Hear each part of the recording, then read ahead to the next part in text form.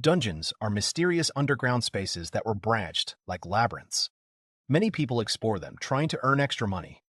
Those who did this are called adventurers. There were also those who fought evil in their depths. People revered them as heroes.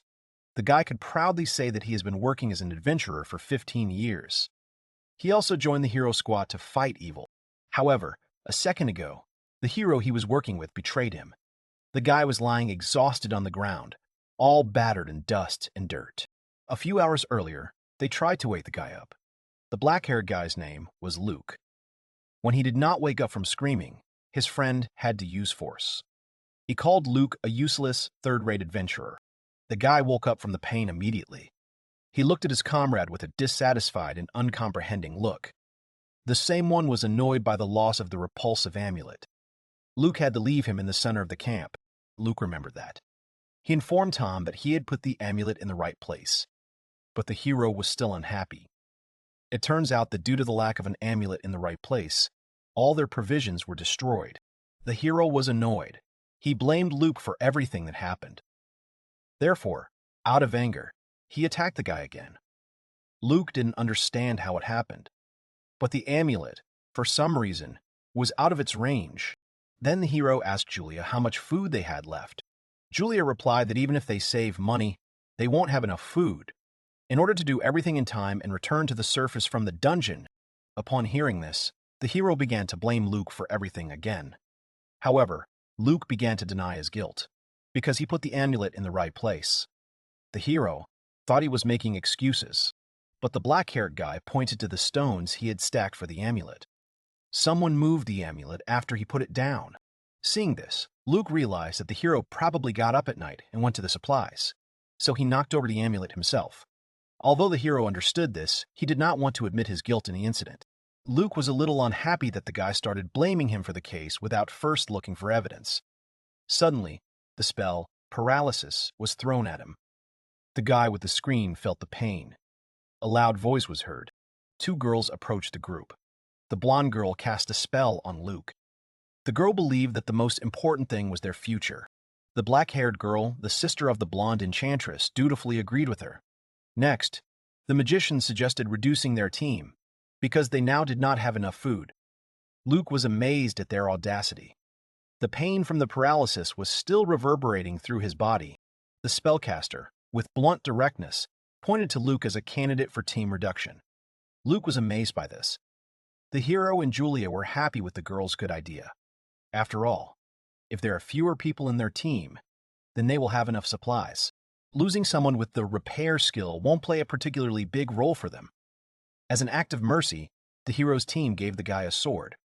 Then they left him. That's why the guy found himself in such an unpleasant situation. He was depressed by this, but fortunately, the effects of the paralysis spell had ended. Luke was a third-rate adventurer. In 15 years, the guy had not raised his rank. He was still of the E rank. His only skill was repair. If he is eliminated in this place, then no one will look for him. The black-haired guy was simply amazed by the actions of his former team. They not only accused him of everything, but also betrayed him easily. However, he wasn't going to give up. Luke promised himself that he would survive and get out of this place. Then the guy looked at the sword the team had left for him. It was old and battered. Looking at it, he realized that the sword could be restored. Fortunately, he took a bag of powder with him. Next, Luke pulled out his bag and sprinkled powder on the sword. At the same time, he activated his repair skill. In the next moment, the old sword changed and became like a new one. This should work. Luke was aware of his abilities. He wasn't strong enough to fight the monsters of the dungeon. Therefore, he should not attract attention to himself. No matter how long it takes, the guy decided to walk the path quietly and carefully. He had to get out of this dungeon. 2 weeks have passed since that moment. The guy was still making his way through the dungeon. He was very tired because of the long journey. Luke also felt very hungry. Luke hasn't eaten since the team abandoned him alone. He survived only thanks to the local mana-soaked water. However, people do not live without food for more than a month. The guy has already passed the point of no return. Half of the adventurers were eliminated in the dungeons due to severe hunger. They gave up and ate the poisonous moss from the walls. Therefore, the black-haired guy decided to hurry up. If he goes further, He will surely be able to meet adventurers. At the same moment, a skeleton with a weapon suddenly appeared. The monster was coming at the guy to attack him, but Luke was able to stab him with his sword in time, preventing the skeleton from attacking him. The guy understood that he was very close to liquidation. The old bones turned into a skeleton. Fortunately, he was alone. Luke then noticed in shock that his sword had been destroyed by this attack. Due to the repair, without the necessary materials, the sword became fragile. The adventurer applied his skill to the sword again. However, to his shock, the sword did not recover, but simply shattered into pieces. The repair of the sword failed. Then Luke reactivated his repair skill, using it on his sword. At first, the sword did not recover, but fortunately, everything returned to its original state. The guy was puzzled by the recent unsuccessful repair of the sword. One day, someone took everything apart in stages. At first, the object of repair disintegrated and formed to the original material. And after reconstruction, the material is returned to the object in its original state. Then the guy came up with an idea. Somewhere in the dungeon, the hero was tapping his sword on the stone wall of the dungeon. He wanted to destroy the wall in order to advance. However, this was an absurd decision. That sword would only hurt in vain. But the hero was not worried. After all, he could have just asked Luke to fix his sword if it broke. Luke's friend thought he was just a loader of their bags. The guy, remembering this, frowned. Then he put his palms on the wall. Then he started activating his repair skill with all his might. In the next moment, a certain part of the rocky wall began to shift inward. Soon, the stone wall in a certain place was destroyed. Rocky fragments of the wall fell to the ground. The way forward opened up for Luke. Seeing this, the black-haired guy laughed out loud. The guy was beside himself with happiness. After all, he was able to destroy the rocky wall of the dungeon. Even a hero couldn't do it. But he did it. Then Luke turned his attention to the debris from the wall. Those, to his surprise, were not stones. The ore of the wall felt like metal. The material was hard enough to destroy someone. Suddenly, the guy got the idea that his skill had somehow improved. Luke didn't understand why this had happened. But if that was really the case, then maybe he could do something else. The guy lifted his dilapidated sword. The next moment, he activated his repair skill and applied it to the sword. Usually, repair did not create something out of nothing. To make up for one thing, he needed to find something similar. If there is no material, this skill can use another part of the object. The chips on the sword are repaired at the expense of whole parts. Therefore, the repair skill can make a weapon very fragile, and not every material can be suitable for this. The material must be similar to the material of the object, which is why Luke got the idea that if absolutely everything could be used when applying the skill, if you fix the sword with material from the dungeon wall, which even a hero is not able to break, then this sword can become the strongest in the world. Luke was pleased that his repair skill had worked on the sword. Then the guy wanted to check the repaired sword. He set the monster's weapon so that it stood straight. Next, he swung his repaired sword to test its strength. In the next moment, the monster's sword was split into two parts with just one swing. Luke was pleased to see that there was not a single scratch on his sword. With such a weapon, he will be able to get to the very exit of the dungeon. Next, the guy put the fragments of the wall in a bag. He wanted to take them with him. Moving through the hole in the dungeon walls was much faster than usual. If he continues to use his skill, he will be able to get out of there soon. Luke thought about the fact that his skill had become more developed. He noticed that there was now decay and reconstruction in his skill.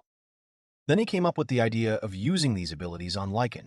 Putting the lichen on his palm, the guy simultaneously applied decay and repair on it. But to his surprise, nothing happened to the lichen. Then the guy remembered that living objects have magic resistance. All living beings can resist other people's magic due to the fact that they themselves have their own magical power. Therefore, Luke decided to keep his skill active even more. Although the decay did not work completely on the lichen, it was more effective than before. The guy realized that living objects are more difficult to disassemble into components. Repair was still not a skill for living objects. Luke didn't think he would ever use his skill like that. But he didn't have time to think about it.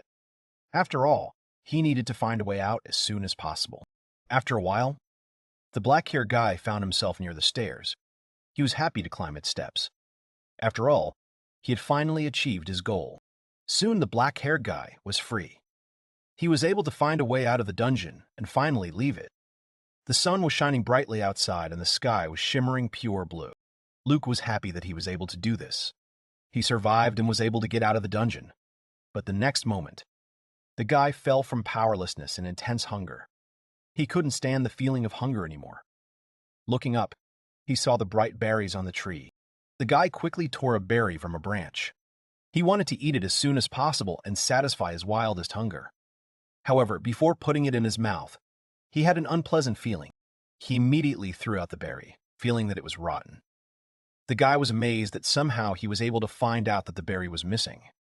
Suddenly, a shrill scream sounded.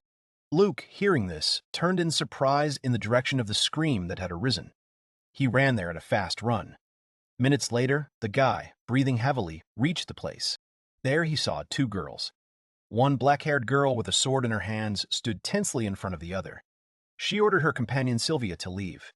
However, with tears in her eyes, she refused to leave Sakura. The guy was watching them from afar, hiding behind a tree. He wanted to know who the girls wanted to defend against. In the next moment, a huge, powerful paw destroyed the tree pillar with one step. It turns out that the girls were standing in front of a dragon with wings. They were trying to defend themselves from the monster. It was a huge one. Hot steam was coming out of his mouth. Luke realized with horror that a dragon was standing in front of him. He was amazed, because usually dragons never left their dungeons. Then the guy noticed with shock that the girl was not only badly injured, but her sword was simply destroyed. He realized that in such a state, she would not be able to stand against the dragon. So the guy decided to help them. He took out the material he had obtained from his bag. Then Luke shot him at the dragon. The stone hit the monster directly, but it did not bring him any result. The dragon looked at the guy, but did not even move in his direction. Then Luke could only throw his repaired weapon towards the girl. Sakura was able to catch the gun and thank the guy for it. She owed him. Next, the black-haired girl looked at the dragon. He was already preparing to attack her, raising his clawed paw at her. However, Sakura noticed it. She instantly struck the monster, easily destroying it with one attack. Sakura, striking at the dragon, was unusually calm and cold-blooded. Thanks to her efforts, she was able to destroy her enemy. The girl and the guy were glad that she had coped with the monster. Then they both ran up to Sakura. Luke asked her anxiously about her condition. Sakura could only barely thank the guy for his help. Thanks to him, they were able to deal with the dragon. The pale girl did not finish her sentence, as she fainted. Everyone immediately became concerned. Sakura was unconscious, breathing heavily. Her strength left her after the battle with the dragon. Her condition was also worsened by a terrible wound. Luke asked Sylvia if she had a healing skill, but the girl didn't have healing skills. The guy also didn't have a healing skill. He could use the repair skill, but it seemed impossible to him on a human. Suddenly, Luke had an epiphany. After all, he had already used his skill on a living being. Although the repair skill is not able to heal living beings, and this was known to everyone. But the guy may have had a weak effect, but the decay was able to have an effect on the lichen in the dungeon. His skill splits an object into its original material and restores its original shape from other parts. Luke thought about using it on a human. Maybe his idea will work. The guy understood that these were huge risks, so he was alarmed. However, the girl was too badly injured. She might not be able to reach the doctor's help, and he and Sylvia didn't have the opportunity to heal. So the guy tried to calm down. He needed to come to his senses.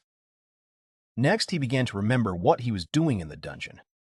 After all, there was a chance that his idea would work.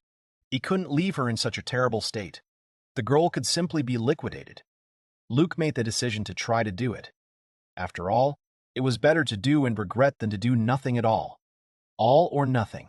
Sakura regained consciousness for a moment. The pale girl was breathing heavily from the pain. She couldn't blame the guy if the treatment was unsuccessful. But the girl still hoped for her salvation. Luke then activated his repair skill with great diligence. The energy flow of his skill moved towards the girl. A similar situation is happening to him again. The guy was struggling to concentrate and increase the power of his skill. 15 years ago, when the guy started working as an adventurer, He saw many of his comrades receive horrific wounds. He was shocked by this. Then Luke silently watched as a lot of his comrades came to an unpleasant end, and he didn't do anything to help them. He believed that this was his limit to remain a third-rate loser. At that time, it was madness for him, breaking his heart and causing pain. Luke didn't want to experience it anymore. The black-haired guy agreed that he was useless. However, he will never fall so low as to leave a person in trouble. Therefore, at least at this moment, the guy did everything in his power to help this girl. He instantly increased the activation of his skill. The guy woke up in bed. He stared blankly at the ceiling. Then Luke stood up worriedly. His last memory was that he used his skill on Sakura. He realized that he had spent all his strength and passed out. The guy was looking at the room he was in with concern. At the same moment, Sylvia entered the room. The girl noticed that the guy had woken up. Next, Luke learned from Sylvia that he was in her house. Her house was also called the Spring Foliage Hotel. It turns out that the guy has been asleep for almost half a day since that moment. Sylvia was worried. Luke wanted to leave the house as soon as possible, because he had no money. However, Sylvia did not need his money, because he saved them. The black-haired guy was amazed by this. He realized that the girl considered herself his debtor. Luke thought he hadn't done anything special, but he was grateful for her kind words. Then he asked about Sakura's current condition. Everything was fine with the girl. Thanks to the guy, she was completely cured. Luke was glad to hear that. After all, he would not have been able to sleep peacefully if he had failed. Meanwhile, Sylvia, calling him uncle, asked him with admiration and curiosity if he was a strong healer. Luke was stunned that the girl called him uncle, but he still explained that he was just a simple E-rank adventurer. The girl was surprised by this, because his abilities were very good. But her speech was interrupted by the guy's loudly rumbling stomach. He was very hungry after all the events. After all, the guy hadn't eaten anything but water for 2 weeks. Soon, a plate of warm rice porridge was brought to him. Luke, eating it, was infinitely glad. He was happy that he had finally eaten something. Sylvia resumed their conversation while the guy was eating. She was surprised that someone came and pulled her and Sakura out of the bottom of the dungeon. Luke, hearing about the bottom of the dungeon, was stunned. He thought they were at the entrance. But it turns out that the girls were 5 levels below the entrance. Luke was shocked by this information. He looked at Sylvia uncomprehendingly, and she looked at him questioningly in response. The guy realized that they had a misunderstanding. So he asked her again about the name of their meeting place. Sylvia informed him that that place was an E-rank dungeon, the Sunny Forest. Luke was startled by her words. He asked her the type of dungeon. That dungeon was of an open type, similar to a large amphitheater. Luke remembered that he had been in an A-rank dungeon called the 1,000-Year Passage to Hell. This meant that the levels of the 2 dungeons were interconnected. The girls went to that dungeon to collect medicinal herbs. Luke was stunned by this. After all, it was dangerous for beginners to go down into the dungeon alone. But no one tried to stop those. Then Sylvia explained to him that the Sunny Forest was officially recognized as a dungeon only last year. People and residents of this city have always gone there to buy herbs and vegetables. Luke did not understand, since that place was recognized as a dungeon, then why others were not warned about the appearance of monsters. However, the girls had no idea about this. The guild didn't even set up any warnings. Luke was amazed that the guild didn't know about such a huge problem. The girl informed him that even her familiar guild employee did not know about it either. If it had been a weaker monster, the guy might have understood the lack of warning. But he couldn't believe that the guild wouldn't have warned about the dragon's appearance. However, since they didn't know about the dragon's existence, there was nothing they could do. Luke apologized to the girl for his suspicion of the guild. The girl thought that everything was fine. Then the guy asked the girl her name. The girl introduced herself to him. Her name was Sylvia. She was the famous Sylvia from the Spring Foliage Hotel. The guy also introduced himself to her in response. He was the Hatch from the Grove of the White Wolf. People like them didn't have their own last names. Most people use the name of their place of birth or craft instead of their last names. Sylvia wanted to ask the guy about the reason for his being in the dungeon, but suddenly she stopped talking. After all, Luke, after eating rice porridge, fell asleep soundly. The girl came up to him and covered him with a blanket. In a whisper, she thanked the guy for everything. The next morning, Luke went to the sauna first thing. According to Sylvia, the place where they are is called Green Hollow. It is famous for its hot springs. It seemed strange to Luke that a bath could be taken so early in the morning, but it was quite logical because they had unlimited access to hot water. After taking a bath, the guy felt rested. The Green Hollow is a whole resort. There were many restaurants and food stalls on the main street. It was the perfect place for Luke. Suddenly, someone called out to him. It was Sakura. The girl was glad that the guy was in good health. Sylvia informed her that Luke had decided to take a walk around the city. When Luke saw her, he realized that she was a girl he knew. He asked Sakura about her well-being. The girl was fine. Thanks to him, Sakura was completely cured. Sakura was previously afraid to face a dragon while picking herbs. She was also very ashamed that she, a trained warrior, had to rely on a guy. If only her beloved katana hadn't broken, then maybe their situation would have been better then. The guy, having heard this, wanted to know about the location of her weapon. They soon arrived at the premises. Both parts of the katana were on the table. The guy, seeing this, said that he would be able to restore her blade without any problems. Sakura, upon hearing this news, was very happy. She would be very grateful to him for that, for there were no gun shops in the city. Therefore, she was left without a sword. But she didn't have to worry about it. Luke would be able to fix the katana. Then the guy noticed Sylvia in the doorway. Sylvia awkwardly informed them that she was curious. She wanted to observe the process of repairing the blade. Although Luke thought that there was nothing exciting about it, he calmly allowed her to do it, especially since the girl had a break. Next, the black-haired guy started repairing the blade. Touching it, he noticed with shock that he could read information about this object. He was shown the data of the sword, its composition, qualities, and technique of creation. The guy realized that this had already happened to him before, when he picked up a berry in the grove, but as soon as he touched it, he realized that it was rotten. This skill has also been upgraded. The guy gave it the name Analysis. Now he can analyze the state of what he needed to restore. Identifies the part in need of restoration and the primary material, and then connect them together for successful recovery. Thus, each stage of the repair skill turned into a separate ability.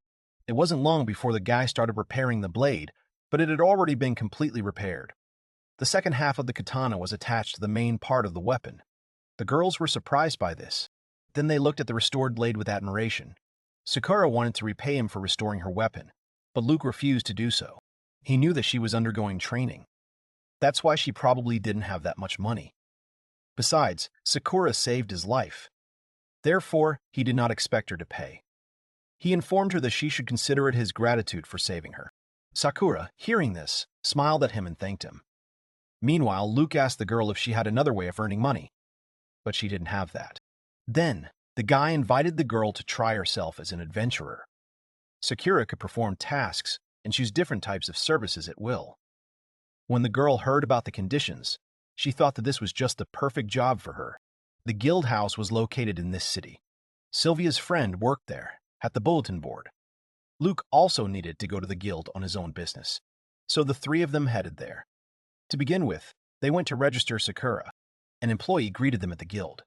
The girl noticed the appearance of Sylvia and wanted to know her reason for being in this place. Sylvia replied that she had brought someone who wanted to get a job at the guild. Then Sylvia introduced them to her friend. Her name was Marita. She worked as an administrator in the guild. Marita noticed Luke coquettishly. The guy was stunned by this. After all, her behavior was more like a bartender than a guild employee. Marita asked him why he had come to the guild. Luke also informed Marita that he was already an adventurer. They needed to register Sakura. She wanted to join the guild. Sakura bowed in greeting to Marita. Almost everyone in this guild was new. The danger level was not that high, so many people came here to work. Next, Marita gave Sakura a questionnaire to fill out. This was her first step as an adventurer. The guy, seeing this, felt nostalgic. Exactly 15 years ago, he was the same as Sakura. Soon the girl filled out the questionnaire. Marita began her explanation about the adventurers.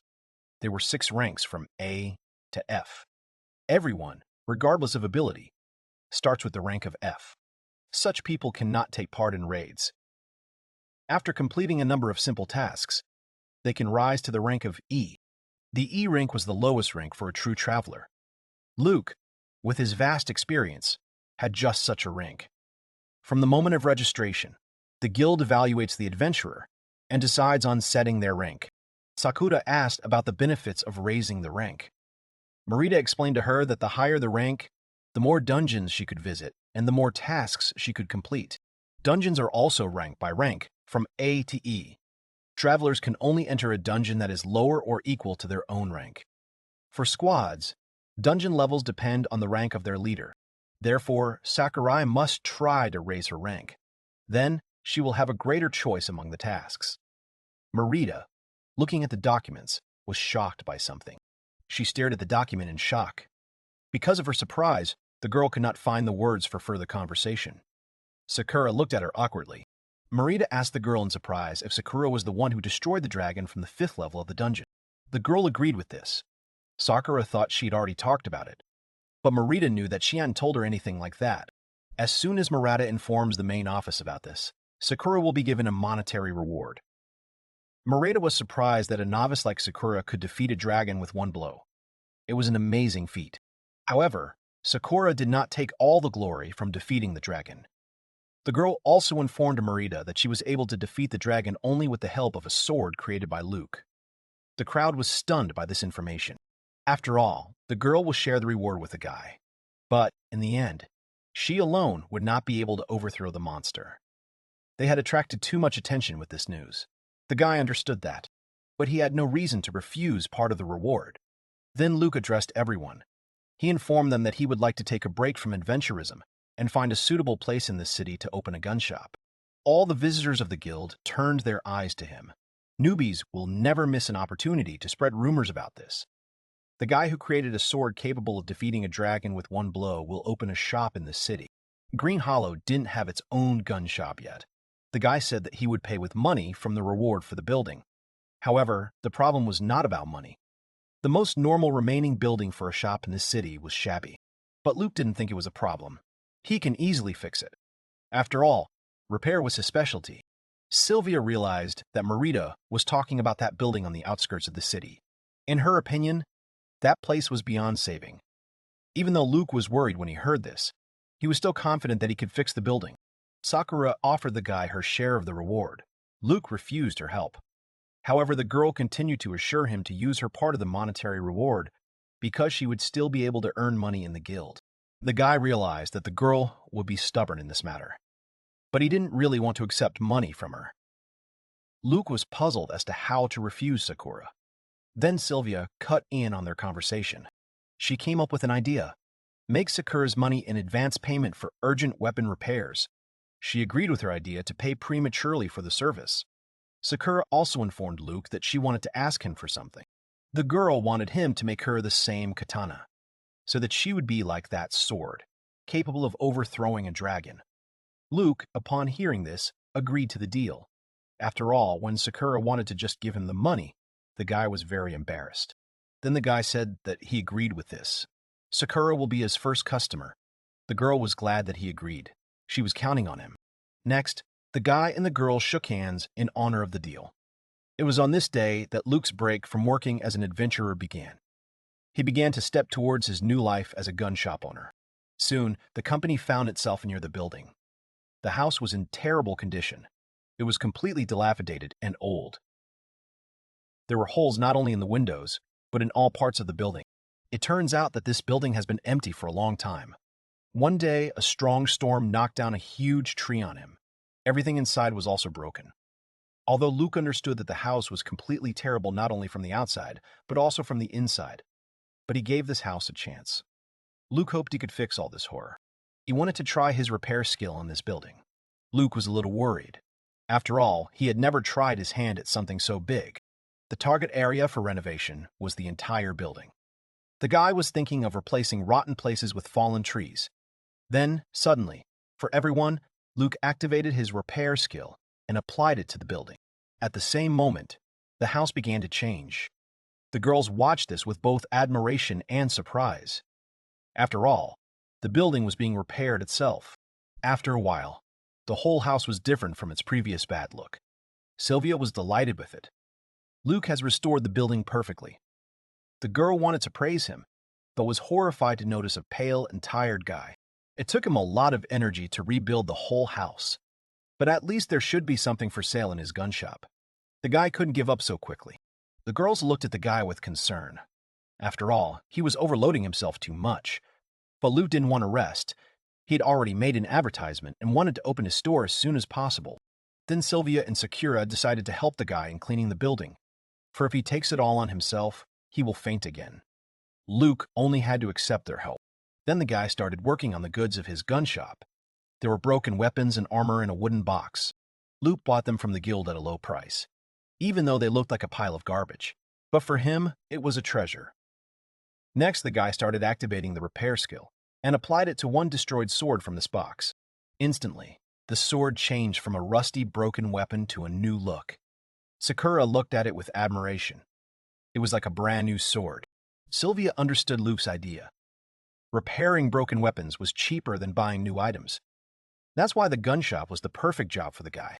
All you need to sell is an attractive product. After all, Luke used the sword that destroyed the dragon to advertise his store. And if he does not have such a product, then customers will be disappointed. The guy couldn't make more of such upgraded and amazing swords. The ones he puts up in the store will just be copies of that one. Luke pulverized the primary material collected in the dungeon. It will be impossible to make another sword of the same kind from this material with powder. Sakura, seeing the bag of material, realized that it was the raw material that the guy used to restore the sword. It increases the strength of the blade. Taking some material from his bag, the guy activated the skill and applied it to the sword. Soon, the sword was upgraded from a dilapidated and battered appearance to a completely intact and clean one. As if it was new, Sylvia noticed with admiration the difference between this sword and his usual swords. After all, it was repaired with the help of material. The brilliance of this sword cannot be compared to others. The guy agreed with that. Then he continued to rebuild the rest of the guns. After completing the preparations for the opening, he needed to think about how to get the materials. Luke was surprised. He would never have thought that this was the business of the guild. He thought about it for a long time. There was not a single gun shop in this city. But the most necessary things for novice adventurers were weapons and armor. The guy noticed that Sylvia was from a family of merchants. Her grandmother always told her that there were loopholes in the trade. Sakura was puzzled by the fact that the guy had changed his profession from an adventurer to a gunsmith.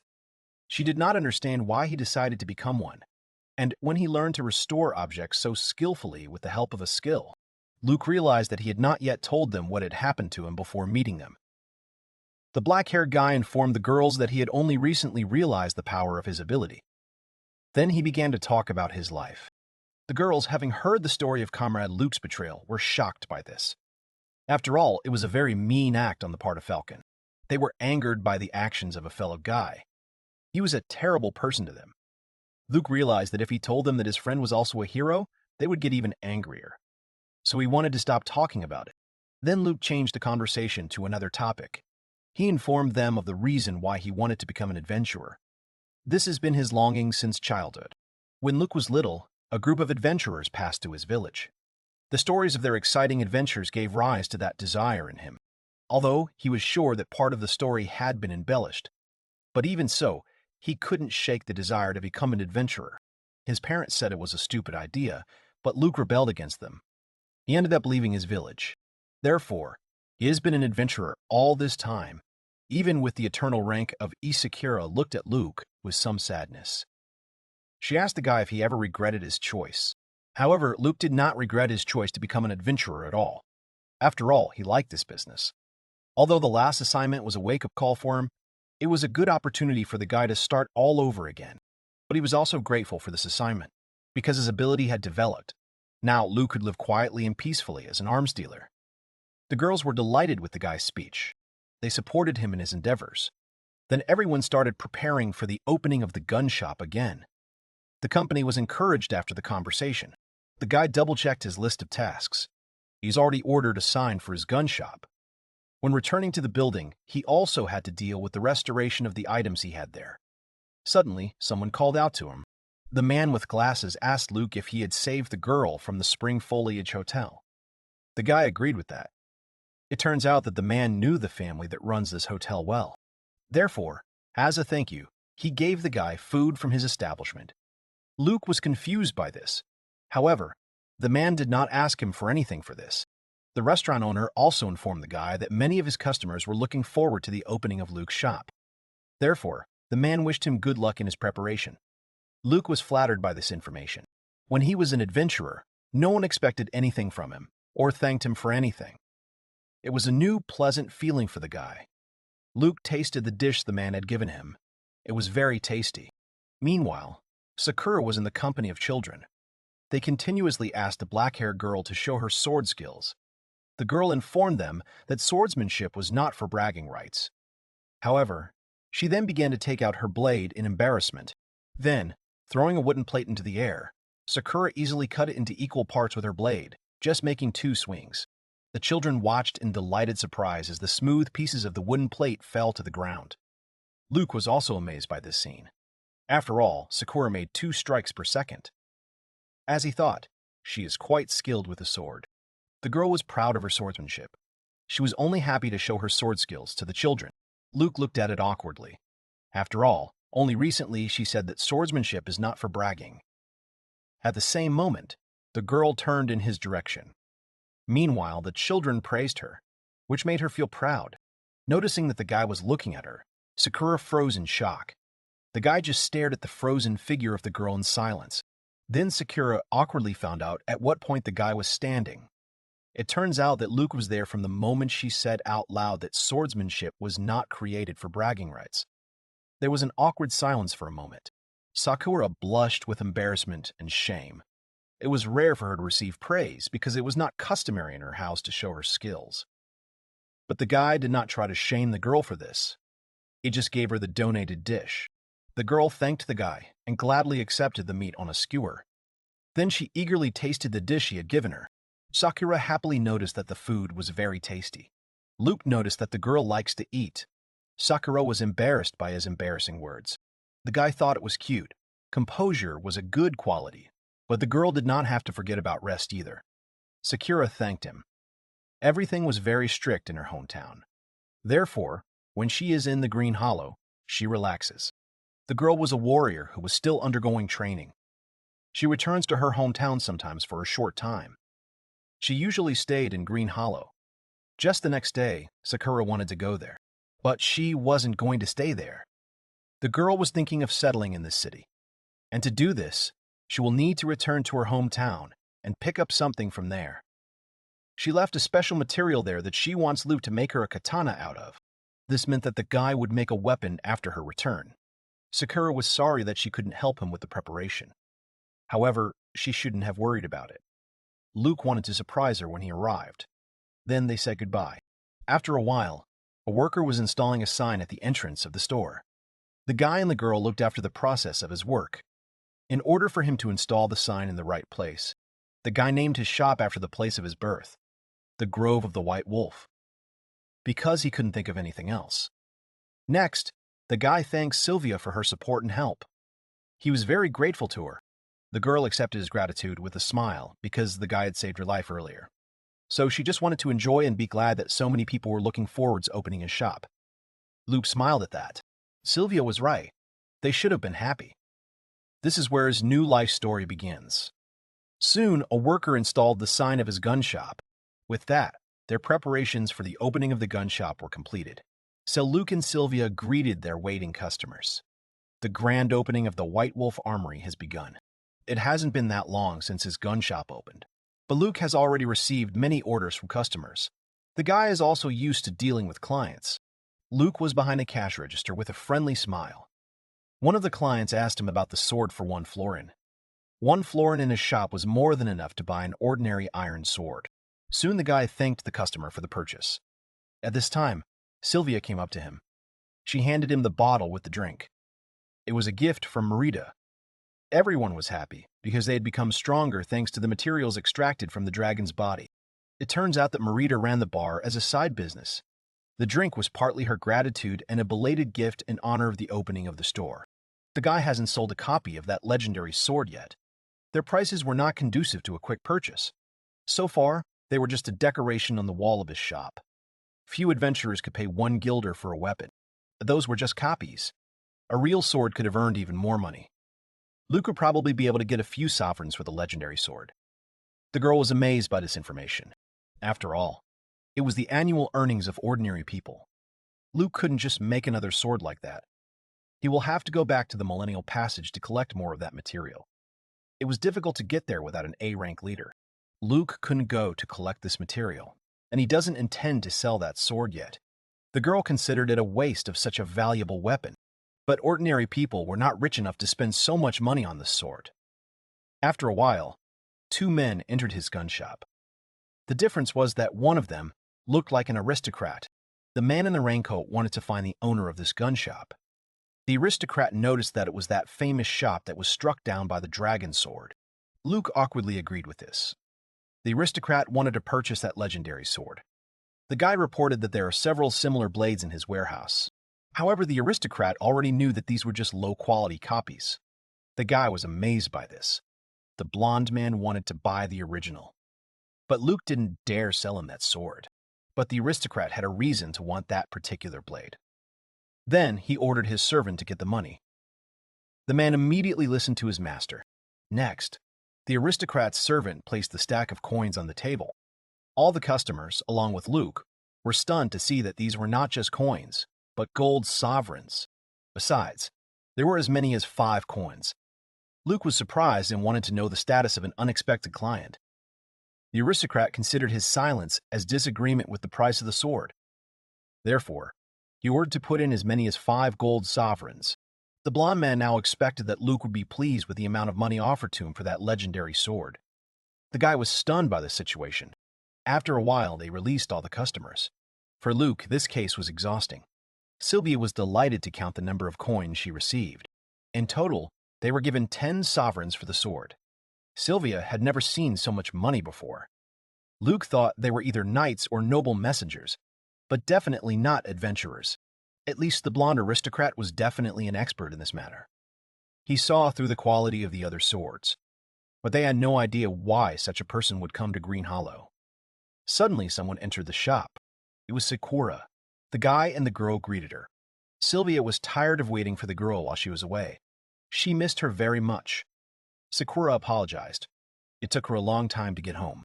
But for Luke, Sakura returned sooner than he thought. The girl brought the material with her. She couldn't wait to show it to the guy, so she immediately went to his store upon arrival. It was about time, because they had already started their lunch break. There were 3 portions of rice and an omelet on the table. Besides omurisu, there were also other side dishes in the form of meat and vegetables on the plate. Sakura was enjoying her meal. She praised Sylvia's cooking. Her food tastes better than anything she's ever eaten. The girl also praised the guy for improving the view of this place. The guy received a lot of orders. Luke was even hired to renovate several buildings in the city. That's because he perfectly restored that dilapidated place. The store itself was a cool advertisement for the guy. Sakura didn't expect anything less from the guy. In her opinion, he will be able to quickly recoup his initial investments in the store. Then, Luke admitted that he had already paid for them. The girl was amazed by this. It turns out that the sword with which Sakura defeated the dragon paid off in as much as 10 sovereigns. Sakura was stunned by the amount. After all, with so much money, she would have been provided for the rest of her life. However, no one knew who bought this sword. Luke thought it was one of the rich aristocrats who just wanted to buy themselves a prestigious weapon. But these were just his guesses. Then they changed the conversation about the Sakura blade. After lunch, the girl showed them the material she had brought from her hometown. Sakura wanted Luke to make her a katana out of this material. It was called scarlet. The guy had never heard of such an ore. The material looked outwardly like a gemstone, but it was metal. Sakura agreed with this. One of the goals of her journey was to find a person who could forge a katana from this metal. No one in her town could do that. Even in the East, knowledge of this was lost. Scarletin could not be used to make armor or tools. Luke was worried. After all, the girl entrusted him with a very expensive metal. However, the girl was calm about it. After all, she trusted the guy. The guy informed her that it would be difficult to make a katana out of this material. Therefore, it may take some time. For repair would be the only skill Luke possessed. He cannot immediately make a sword out of this material. After all, Repair only restores the object to its original state. Simply put, Luke uses the memory of the shape of the original object to make it whole again. A guy can't make a blade out of metal ore alone. It was impossible for him. If he connects half of the ore piece by piece with the existing weapon, so that it acquires the shape they need, then Luke will be able to decompose the katana with the ore and reconnect everything. If he does this, he will be able to make a blade made of 100% scarlatine for Sakura. It was a kind of workaround.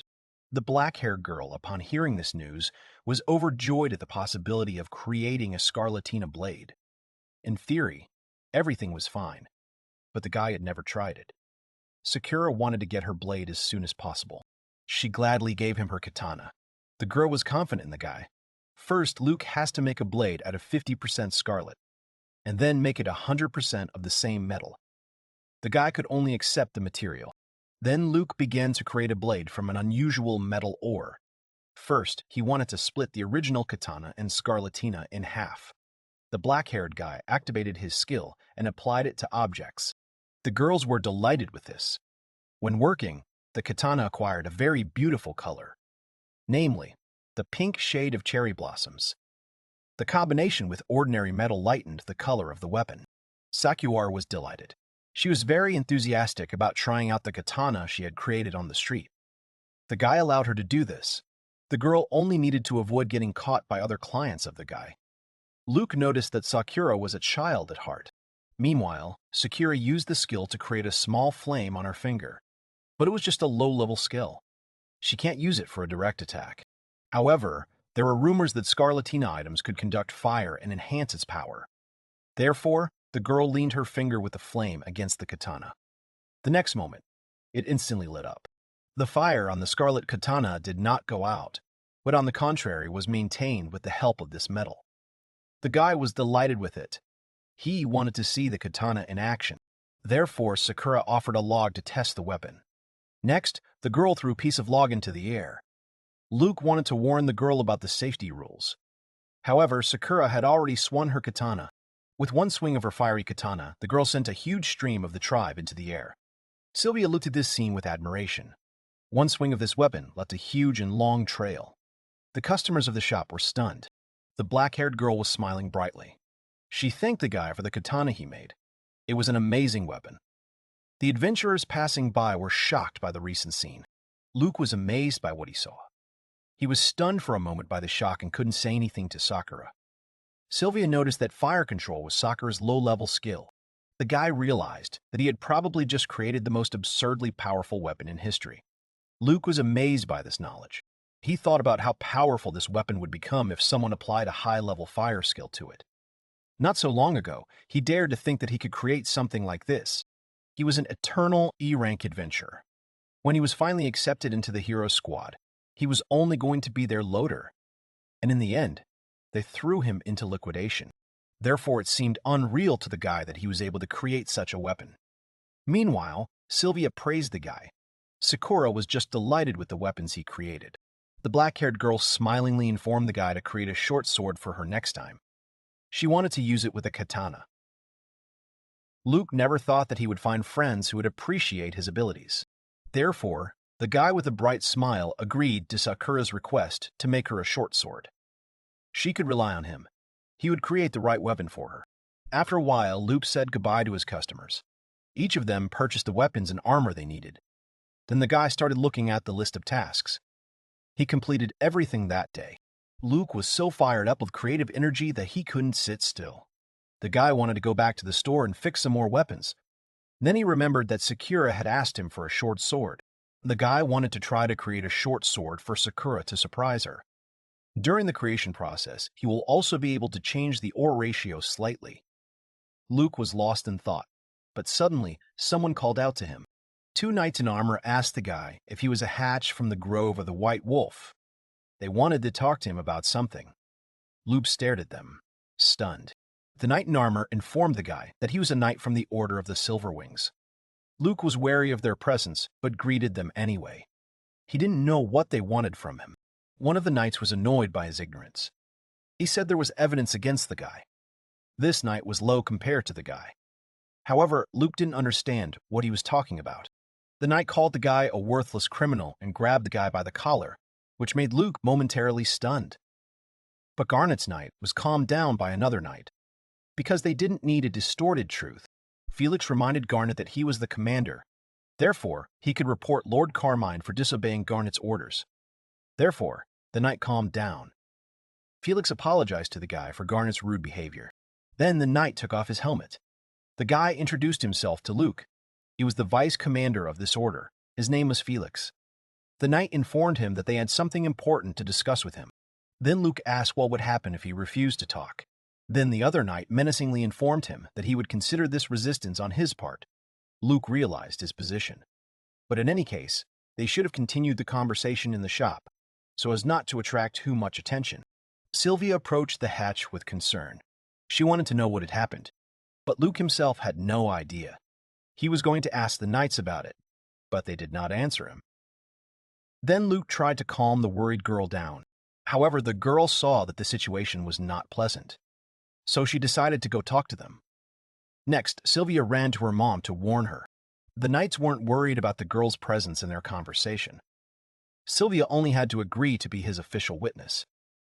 Felix noticed that the girl was very worried about Luca. After a while, they found themselves in the room. One of the knights covered the entrance with his body. Felix further informed them that they had become aware of the case in the dungeon. Therefore, they wanted to hear the characterization of each member of the Falcon Hero Squad from Luke. Luke began the story. Falcon was overconfident. Whenever he made a mistake out of pride, he used all his many skills to try to correct the mistake. Julia, Falcon's knight and childhood friend, was also his lover. She did whatever he asked. She resisted that only when it came to other women. The white magician's name was Blanca. It was she who suggested that everyone throw Luke. The blonde girl always made people mad. Then Luke said that he didn't know what to say about the last member of the squad. He had no conflicts with the black-haired sorceress. Noir, the white magician, was so quiet that the guy didn't even know how to describe her character. The guy wanted to know the reason why the knights were asking him about the members of the hero squad. Felix could only get straight to the point. It turns out that Falcon and the others are missing. The Order of the Silver Wings is investigating their whereabouts. The guy didn't know anything about it. When he appeared at the guild, he reported that his squad was probably still in the dungeon. But for the knights, the fact that the guy left the dungeon without his squad was the reason for the accusation of betrayal. The ministers sponsoring Falcon as a hero thought that Falcon was destroyed because of the betrayal of Luke from the Grove of the White Wolf. It was for this reason that he was being interrogated by the knights at the moment. The guy was stunned by this news. The girl was also struck by the absurdity of the whole situation. After all, Luke wasn't that kind of person. Felix tried to calm Sylvia down. The ministers believed that the guy stole the hero's weapon. Therefore, they were tasked with finding the so-called dragon extermination sword. Then Luke noticed a familiar customer. Now he realized where they got so much money from. After all, it was a political assignment. As a result, the ministers' arguments turned out to be false. But the knights discovered another problem. The sword Luke created contained mithril. Mithril is a precious metal with strikingly similar properties to magic. To collect it, you need permission from the royal palace. If there was no permission, in the worst case, the violator was waiting for destruction. Sylvia was amazed. Then she noticed that the guy had restored the sword using ore from the walls of the dungeon. The caves must have been partially made of this material. Since the manufacture of the mithril weapon was unintentional, Luke will not be charged. If the guy really made a sword out of ore from the walls of the dungeon, then no one could have known that there was a mithril in the cave. In order to prove it, Luke must shatter the walls of the dungeon with the knights as witnesses. The guy agreed with that. He wanted to be cleared of all suspicion. Luke was puzzled that they thought he was betraying the hero. However, only the ministers thought so. After all, judging by the abilities of the guy and Falcon, they were strikingly different. Falcon was an A rank with multiple skills, and Luke was an E rank with one skill. The guy noticed that Garnet was sure of his guilt, but it turns out that that knight could not tolerate those who use mithril illegally. That's why Garnet treated Luca like that. Next, the knights informed him that they would take him to the dungeon to extract ore from the walls. Garnet was now greeting Luke with a smile, which caused the guy to freeze and shock for a moment. After all, the knight was completely different, and that made his courtesy seem even more suspicious to him. Garnet grabbed the guy's hand with a firm grip after a warm handshake, which caused him to cry out in pain. The pain from the strong grip echoed in the guy's hand. Luke was a little annoyed by the knight's action. Garnet still thought the guy was guilty. Then Sakura got into their conversation. The girl said that Felix had allowed her to accompany everyone. Luke informed Sakura that he was fine. He apologized for the fact that the girl had to act as a bodyguard and guide, but she was happy to help him.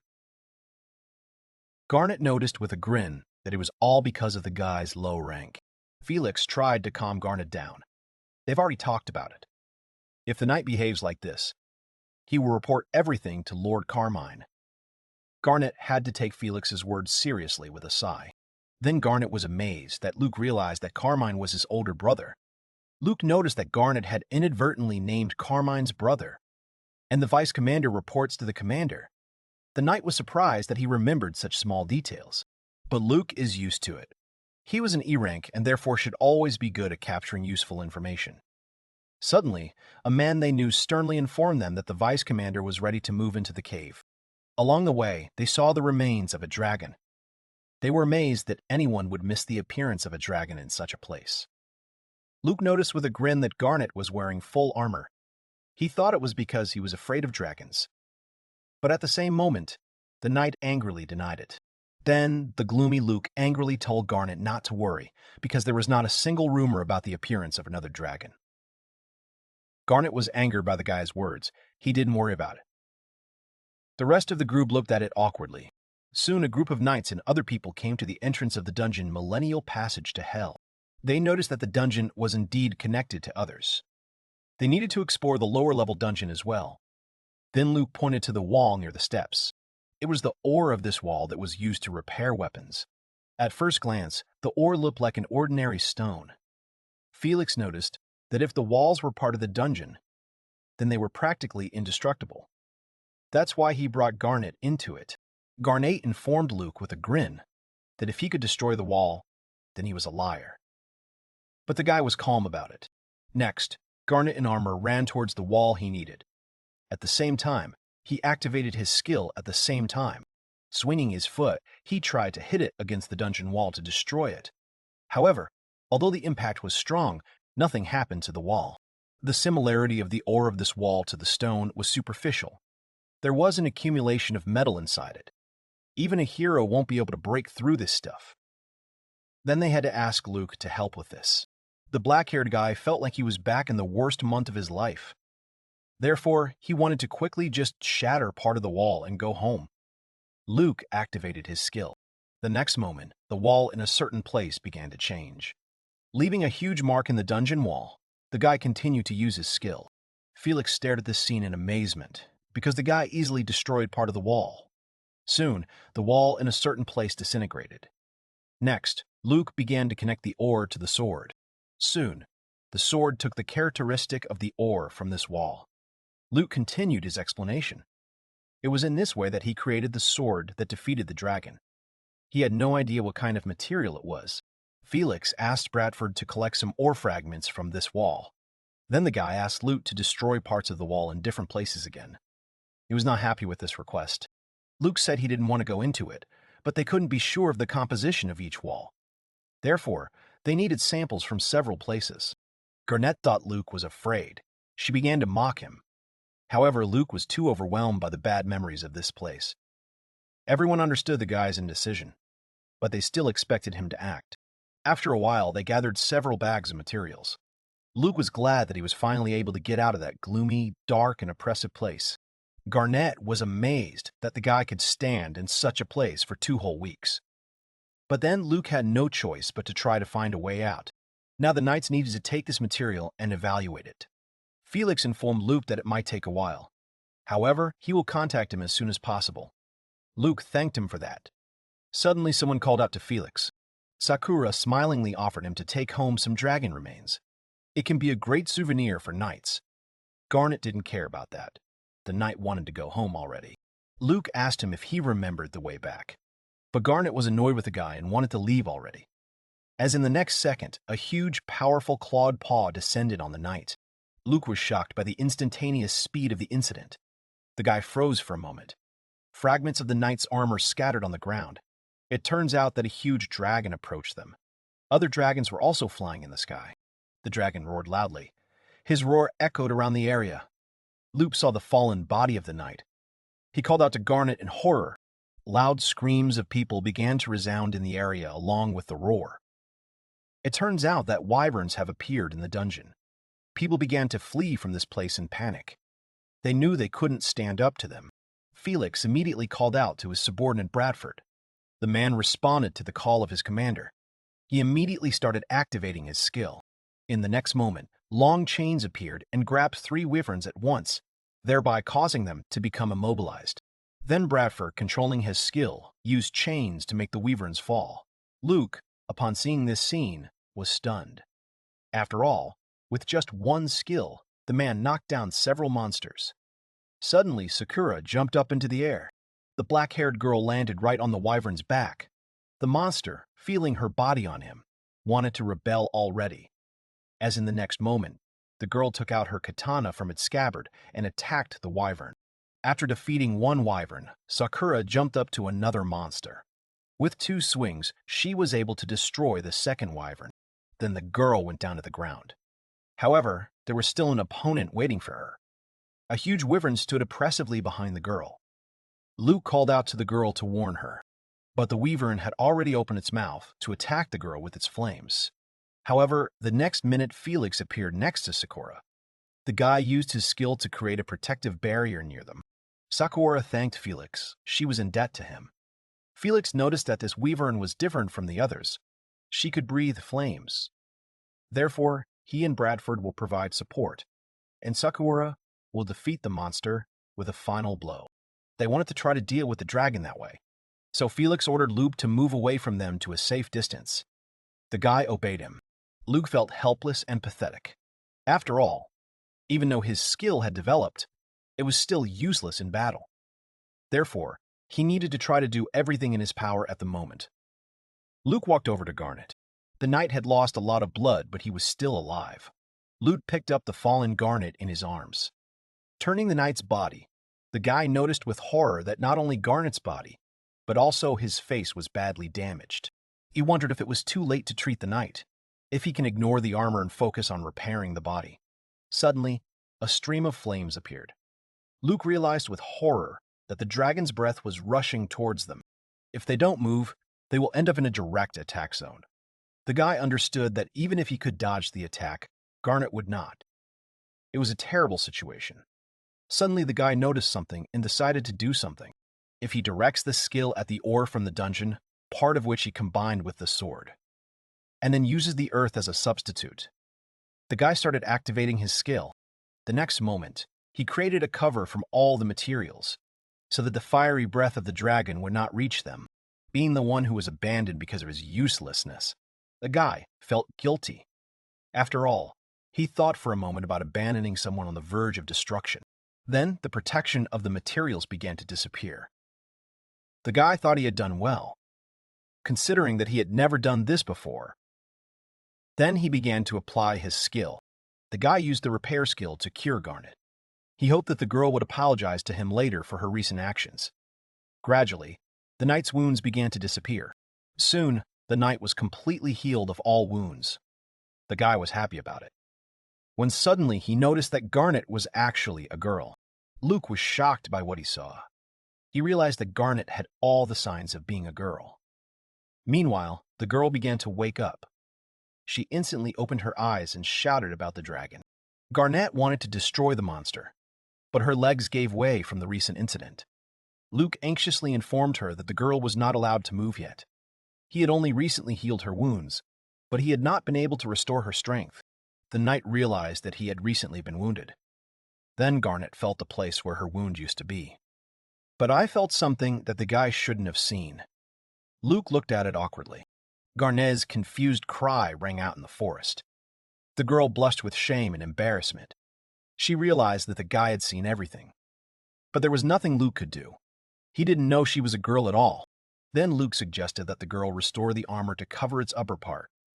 The girl was still confused by the recent scene, but turned her back on the guy. Next, the guy activated his repair skill and applied it to the armor. Luke knew that the name Garnet could be a female or a male name. However, he would never have guessed that a woman's body was hiding behind all this armor. Soon, Garnet's armor was restored. Then they waited for the end of the fight with the dragon, while Sakura and the others destroyed it. Although Garnet had calmed down, she was still a little confused by the situation. The girl did not understand why he did not ask about her reason for hiding her gender. However, Luke knew that she would not tell him about it. Therefore, he didn't want to force her to talk about it. The girl was surprised by his words. She called out loudly to the guy. Luke looked at her with an uncomprehending look, but he responded to her shout anyway. Then Garnet bowed her head and apologized to the guy. She was aware that she had been rather rude to him earlier. Luke thought it was because she thought he was a mithril smuggler. The girl was surprised by this. She realized that Felix had told him. Garnet further informed him that she would not make excuses. If her mom found out that she was still clinging to her pride, she would definitely scold her. Then, Garnet, bowing her head again, thanked the guy for his healing. If it wasn't for him, she would have been destroyed long ago. Luke was amazed that a girl could be so honest. The guy thought he had done what needed to be done. Moreover, he already saw something that he shouldn't have. The girl, hearing his last words, moved for a moment. Then she immediately angrily grabbed the guy by his clothes. The blonde girl wanted him to forget about this scene by all means. Luke was stunned by her sudden grip. After all, he wasn't talking about propriety, but about her face. Suddenly, a huge and stunning sound rang out in the dungeon, which caused Luke to freeze for a moment. He realized that their friends had dealt with the dragon. Garnet realized with anger that she couldn't even repay the dragon for her wounds. Then the guy and the girl wanted to return to the group. The black-haired guy gave the girl his hand. Garnet was confused by this. She didn't know what to do for a moment. Luke urged her on. However, instead of taking the guy by the hand, the girl herself got up from the ground. She reported that she could stand up perfectly on her own. Luke realized that she was sulking at him. Luke was worried that the girl would meet the others like this. Her helmet was lost, but everything was fine. Felix and Bradford had already seen her face, but none of them knows that she is a woman. There is a stupid ancient rule in their order that allows only men to join it. Luke remembered that Felix had addressed Garnet as a man. That was why she maintained the misconception that Garnet was the commander's younger brother. Luke can't tell anyone about this. The guy realized that the girl must have a very good reason to join the order. After all, for the sake of this, she even hid her true gender. Although he was curious, it was none of his business. The guy understood that. Suddenly he realized that Garnet had stopped. Luke walked over to her, and Garnet pointed to the side. She was surprised by something. It turns out that there was a huge hole on a high elevation. On the way to this place, the guy didn't notice anything. The reason was the numerous ivy vines. They covered the hole as they passed by. There was a moment of stunned silence. Everyone understood the seriousness of the situation. Something gigantic might have burst out while they were descending into the cave. The girl realized that something terrifying could come out of there. Most likely the dragon that appeared in the sunny forest also got out of this hole. The guild didn't notice this hole. They realized that they should have warned the guild about this. Suddenly, the girl and the guy saw that the hole began to close. It was a fairly common trap mechanism for a dungeon, but since the mechanism existed in this place, then the dragon must be part of the trap. The guy thought that someone was controlling the dragon, and if he is right, then somewhere there must be a lever that activates the trap. Suddenly, Garnet called out loudly to Luke. She informed him that there was a man lying at the bottom near the elevation. Luke understood that the girl couldn't stand running there, so he ran to that place himself. Approaching the foot of the dais, Luke wanted to know the girl's condition. Then he realized that she was still conscious. When he suddenly noticed the girl's appearance completely, the guy was shocked. It turned out to be his acquaintance Noir, a magician, namely a member of the hero Falcon's squad. Luke asked what happened to the girl. However, tears appeared in Noir.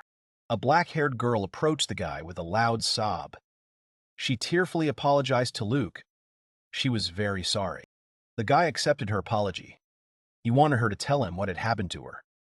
The girl reported that the rest of the team were in the dungeon. Suddenly, an alien force stopped her. Noir started screaming in pain.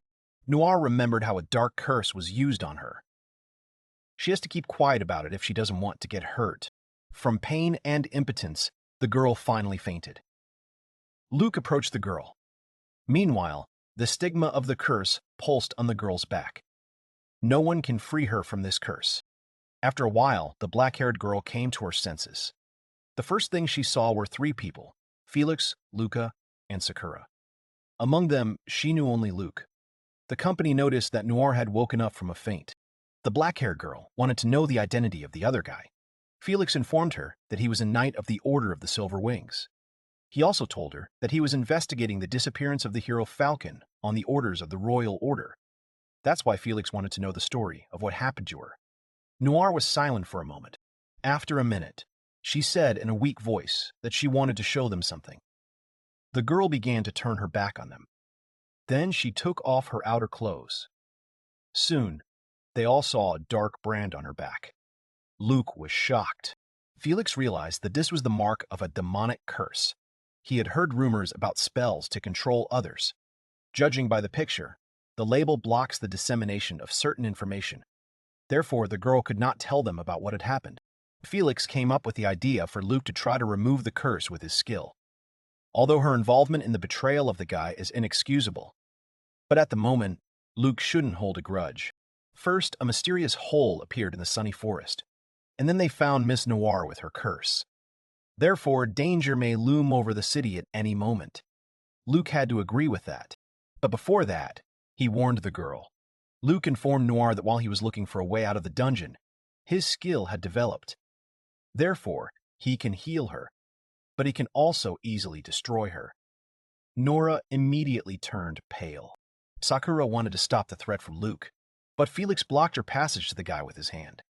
The girl just had to watch and observe everything. Noir was trembling with fear. Luke activated his skill and applied it to the girl's back. The stigma began to change gradually. However, in the next moment, the power of the brand began to reach out to the guy's hand. Luke was stunned by this. He realized that this was no ordinary curse. After all, it was alive. Felix and Sakura watched intently. It turns out that the mimic grabbed the guy's arm. They usually waited for their prey, disguised as treasure chests or entire rooms in the dungeon. It was the first time Felix had seen a mimic a curse mark. Luke did not think about the identity of the creature. The guy noticed with horror that the mimic was trying to suck the magic out of him. He didn't want to let Tom do that. The guy reactivated his skill. Luke directed the power of the skill directly at the hand to destroy the mimic. The creature began to squirm, sensing the approaching destruction. Then the guy gathered all the magic in one place. Next, he forcefully clenched his palm into a fist, thereby finally destroying the monster. Now the curse mark was finally broken.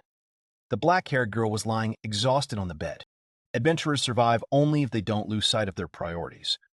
Distracted by something or forgetting about the main thing, they could be in danger. Felix and Sakura breathed a sigh of relief. Then they called out to Noir. An unknown danger is approaching the city. Finding out everything they could about her was their first priority, which was more important than any revenge in Noir. Luke wanted the girl to tell them everything. Noir began her story. The day after the team abandoned Luke, they reached the very depths of the dungeon. In order to go further through the dungeon, Falcon said the password. The next moment, the passage opened. The hero ordered Noir to check with his magic the safety of their further journey. The girl obeyed his order. There they discovered an incredibly huge cave. On the outskirts, there were vast mines and dwarves enslaved by the Dark Elves. The hinterlands were barren, undeveloped, and home to dragons.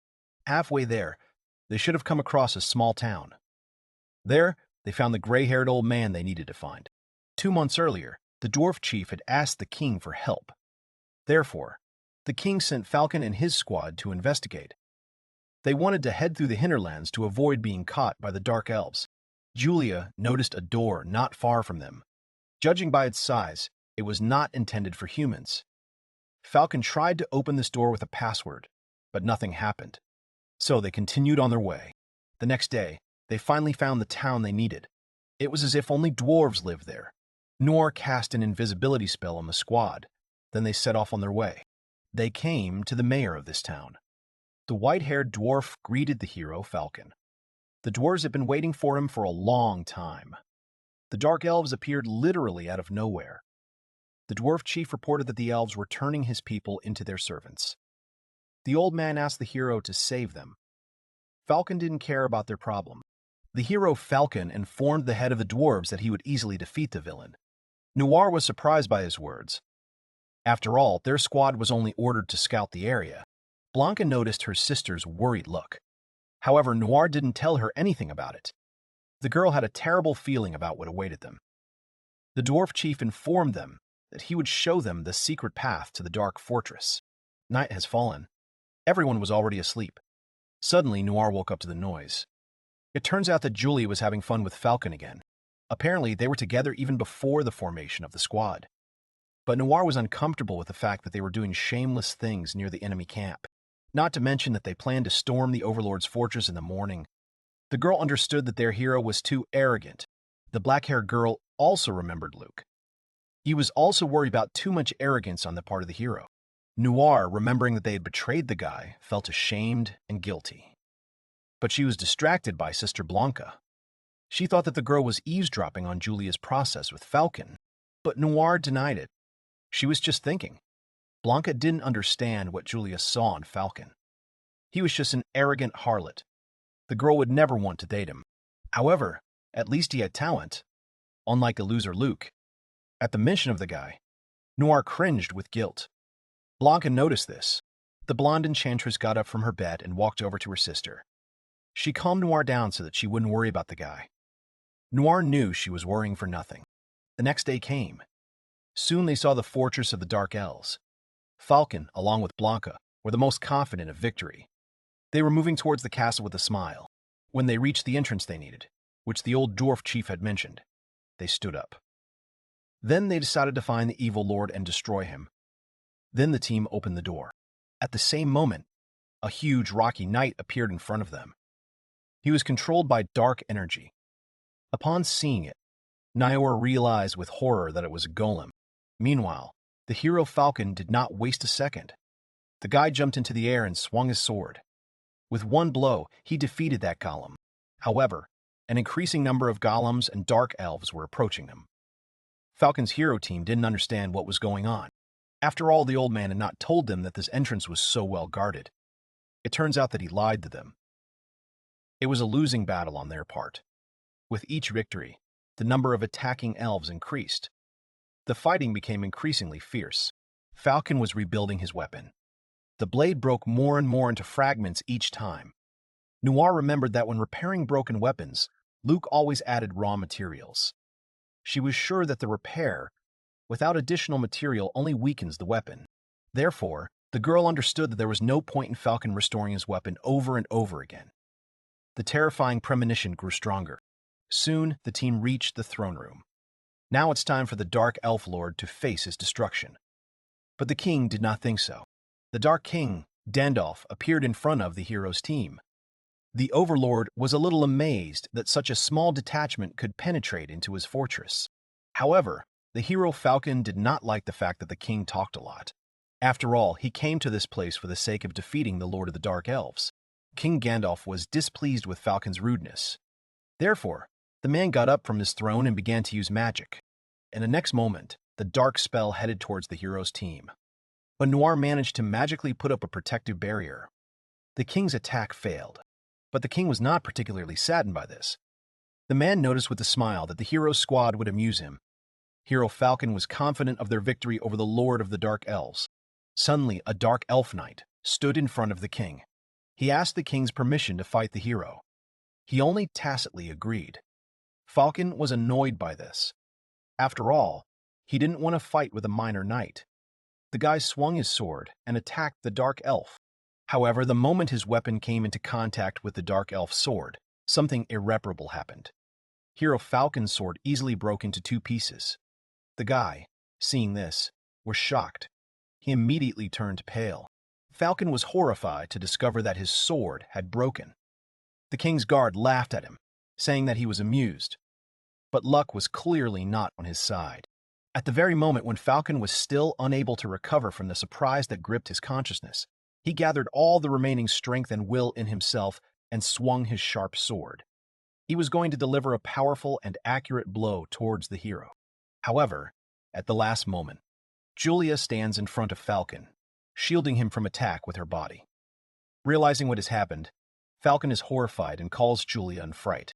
Falcon holds the girl down and asks in a frightened voice if she hears him. The wound on Julia's body is bleeding heavily. She is breathing heavily and with the last of her strength asks the hero to use her sword. The Guardian complacently and with a grin says that it was noble of her, and because of this, he will gladly give the hero time to raise his sword. Falcon looks at him angrily, clearly not going to forgive him for what he did to his close friend. And immediately after that, a fierce battle broke out rapidly.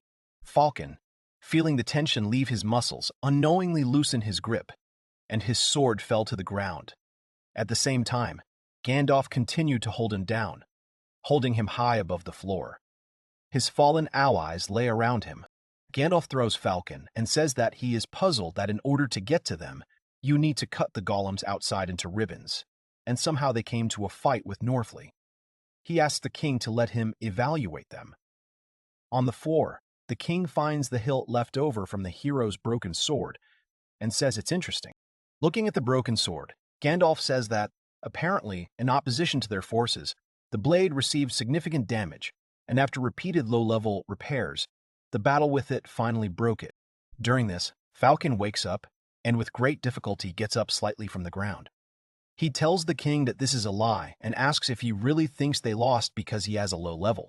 He clenches his fists angrily and asks Gandalf if, in his opinion, they would have won if that guy had been with them. The king says that the hero is just delusional and orders Northley to bring him here. Falcon tries to resist. Noir realizes that if Luke were here, everything would be different.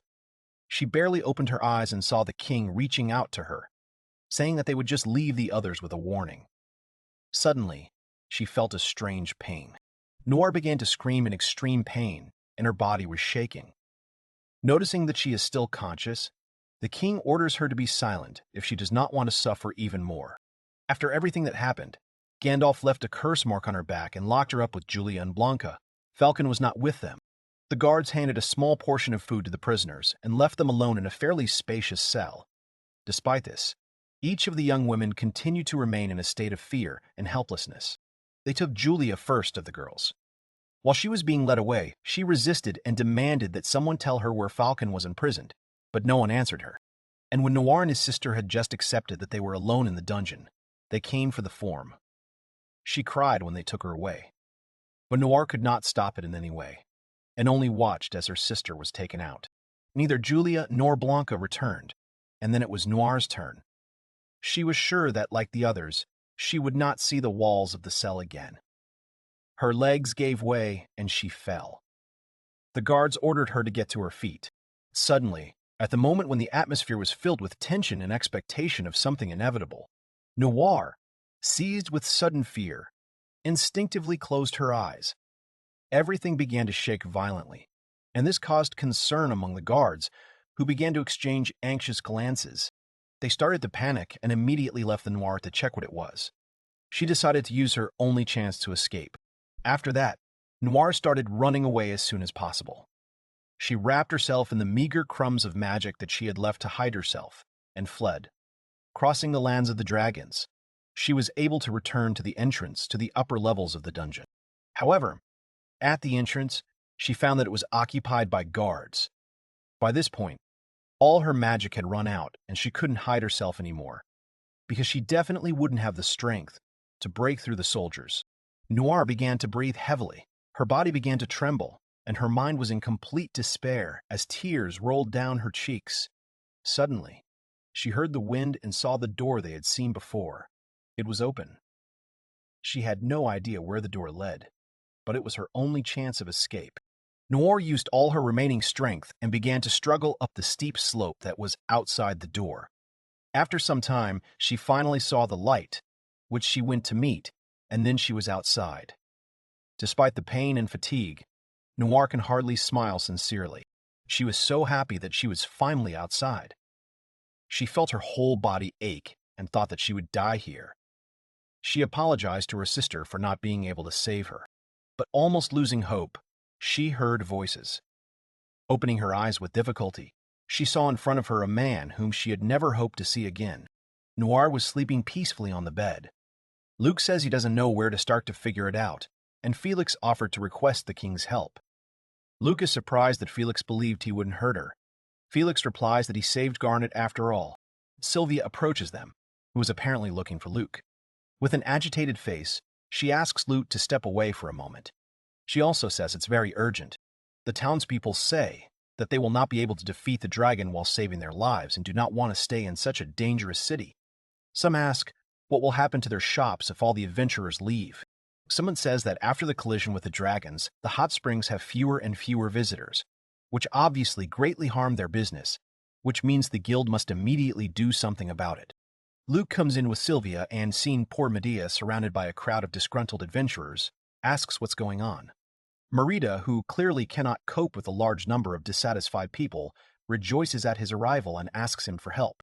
She explains that the dragons have appeared, and now the residents are in a panic, and the head of the guild has disappeared somewhere. Then the townspeople complain to Luke.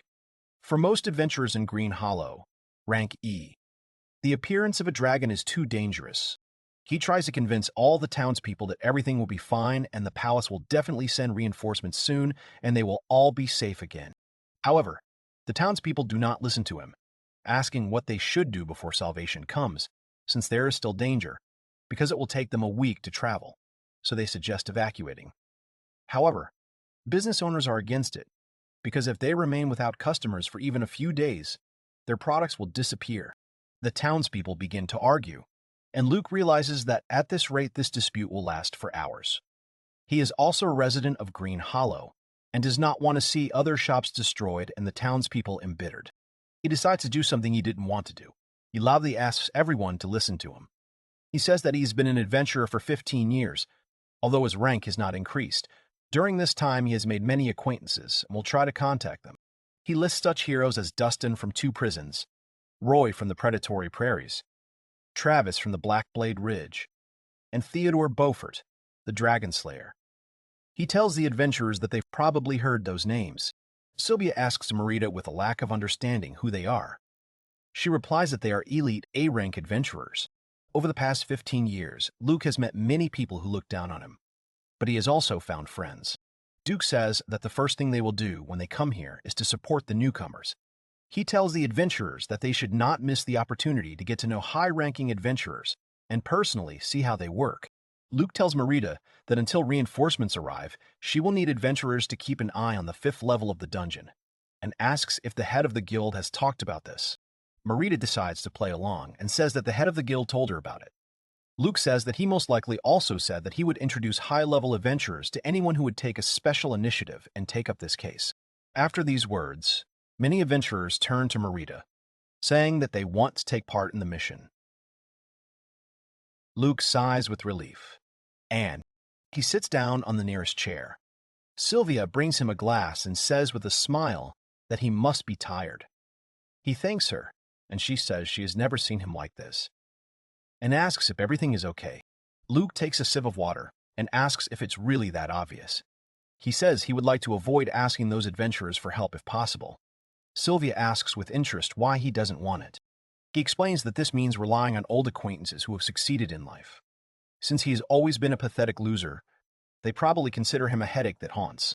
Sylvia looks at him knowingly and says that even so, they still really need him.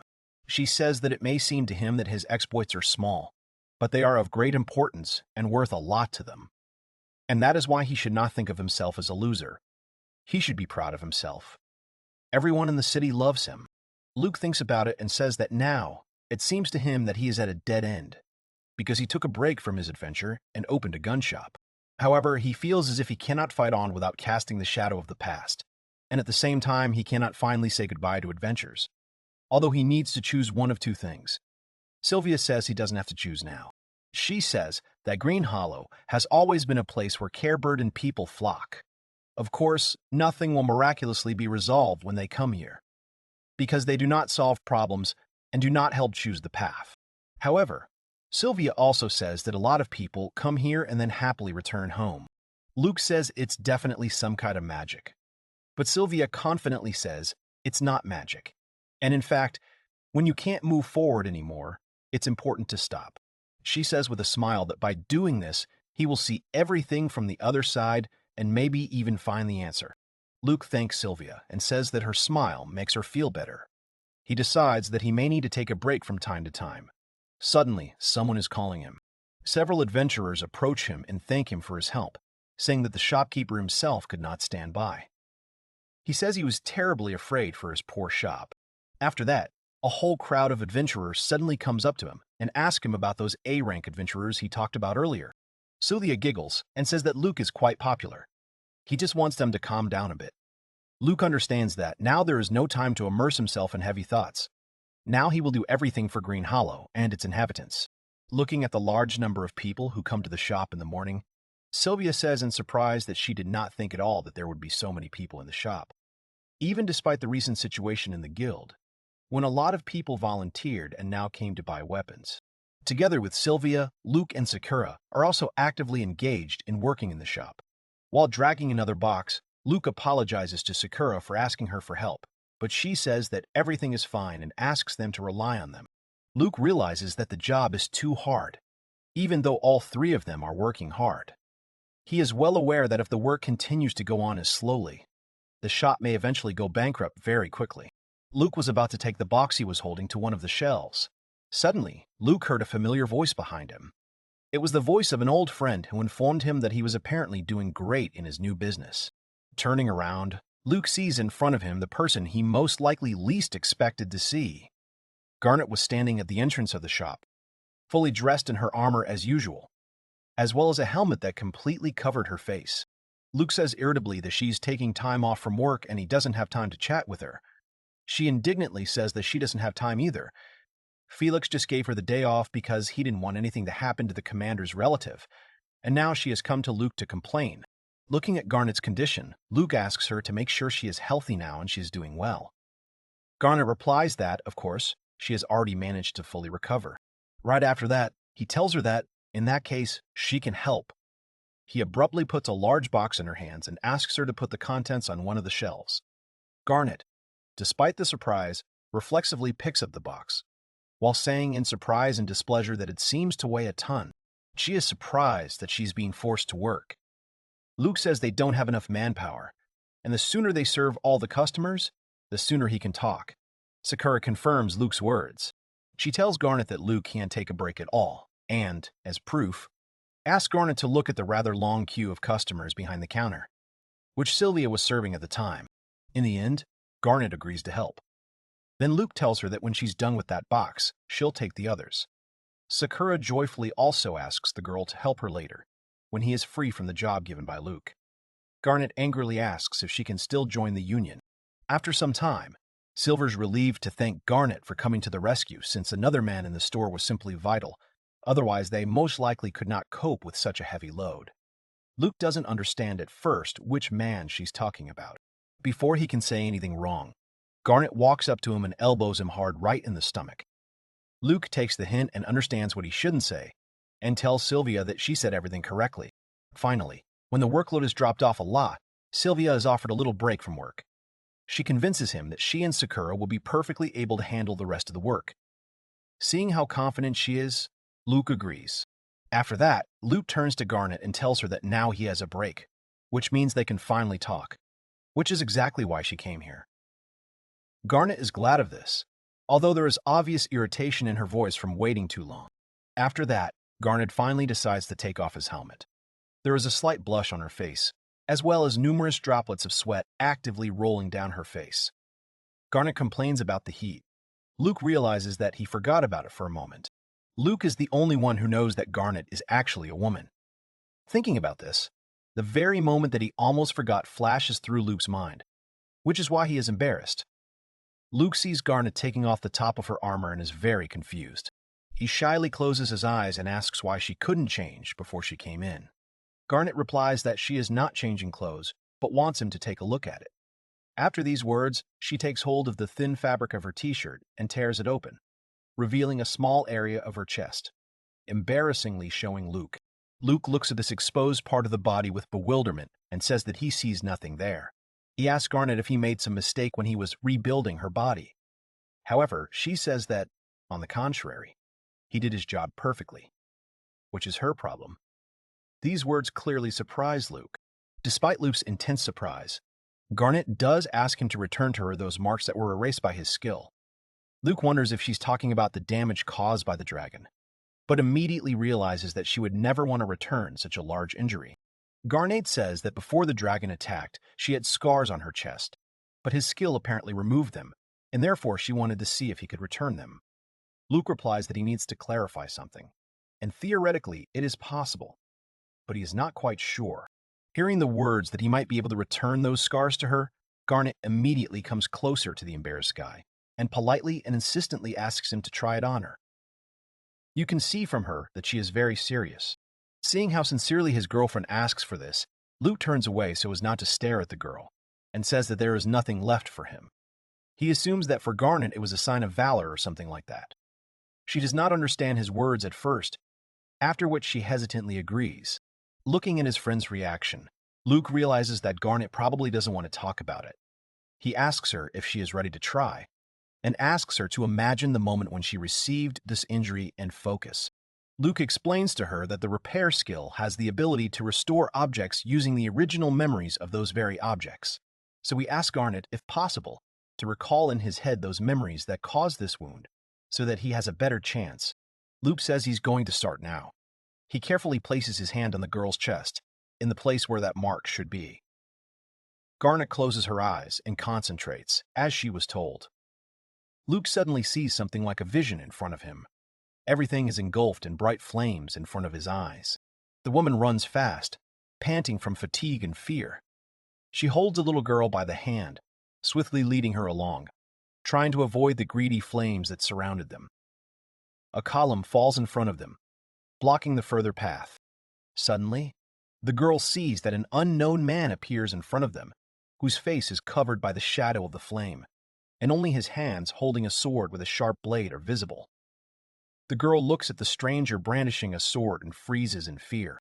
And 1 moment later, the girl in front of her mother, who bent down in front of her, hugging her daughter to herself.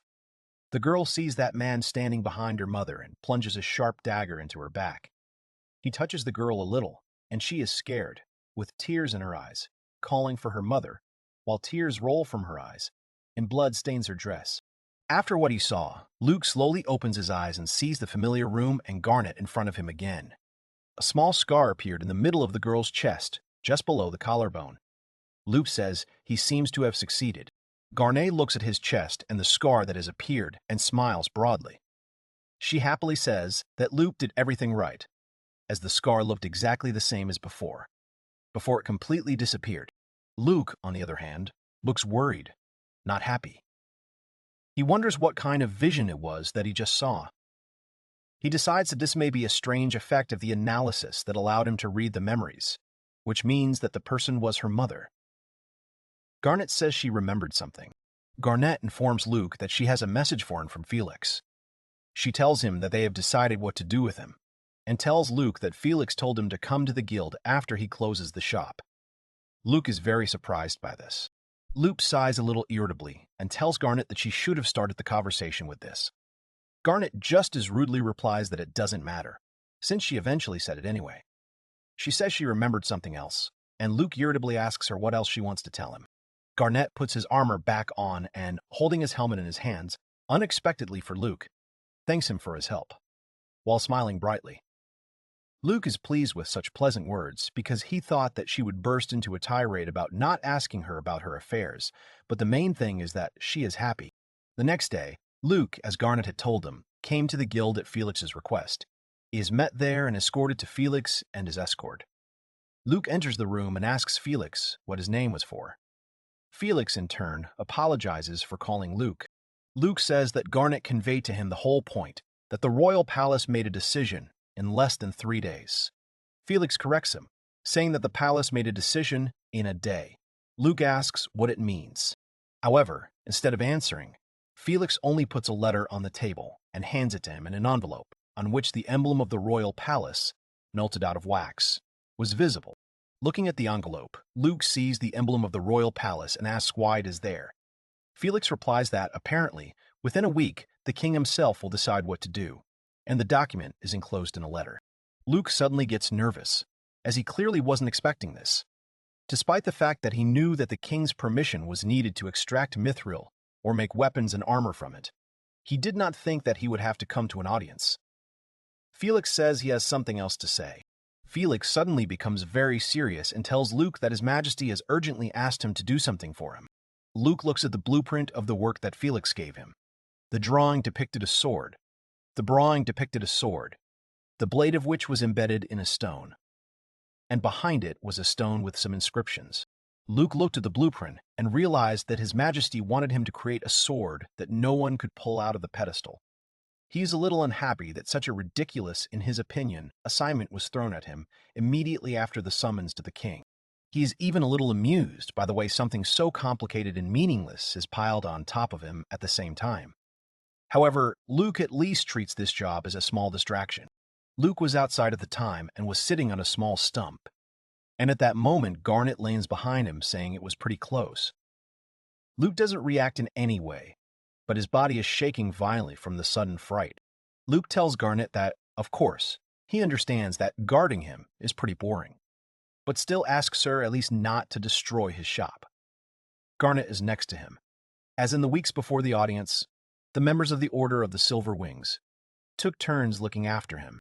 Garnet only replies with displeasure that if you just sit all the time, you will weaken. Sakura apologizes to Luke and says that she offered to help her with training. Garnet bends down and looks with great interest at the drawing of the work given to Luke.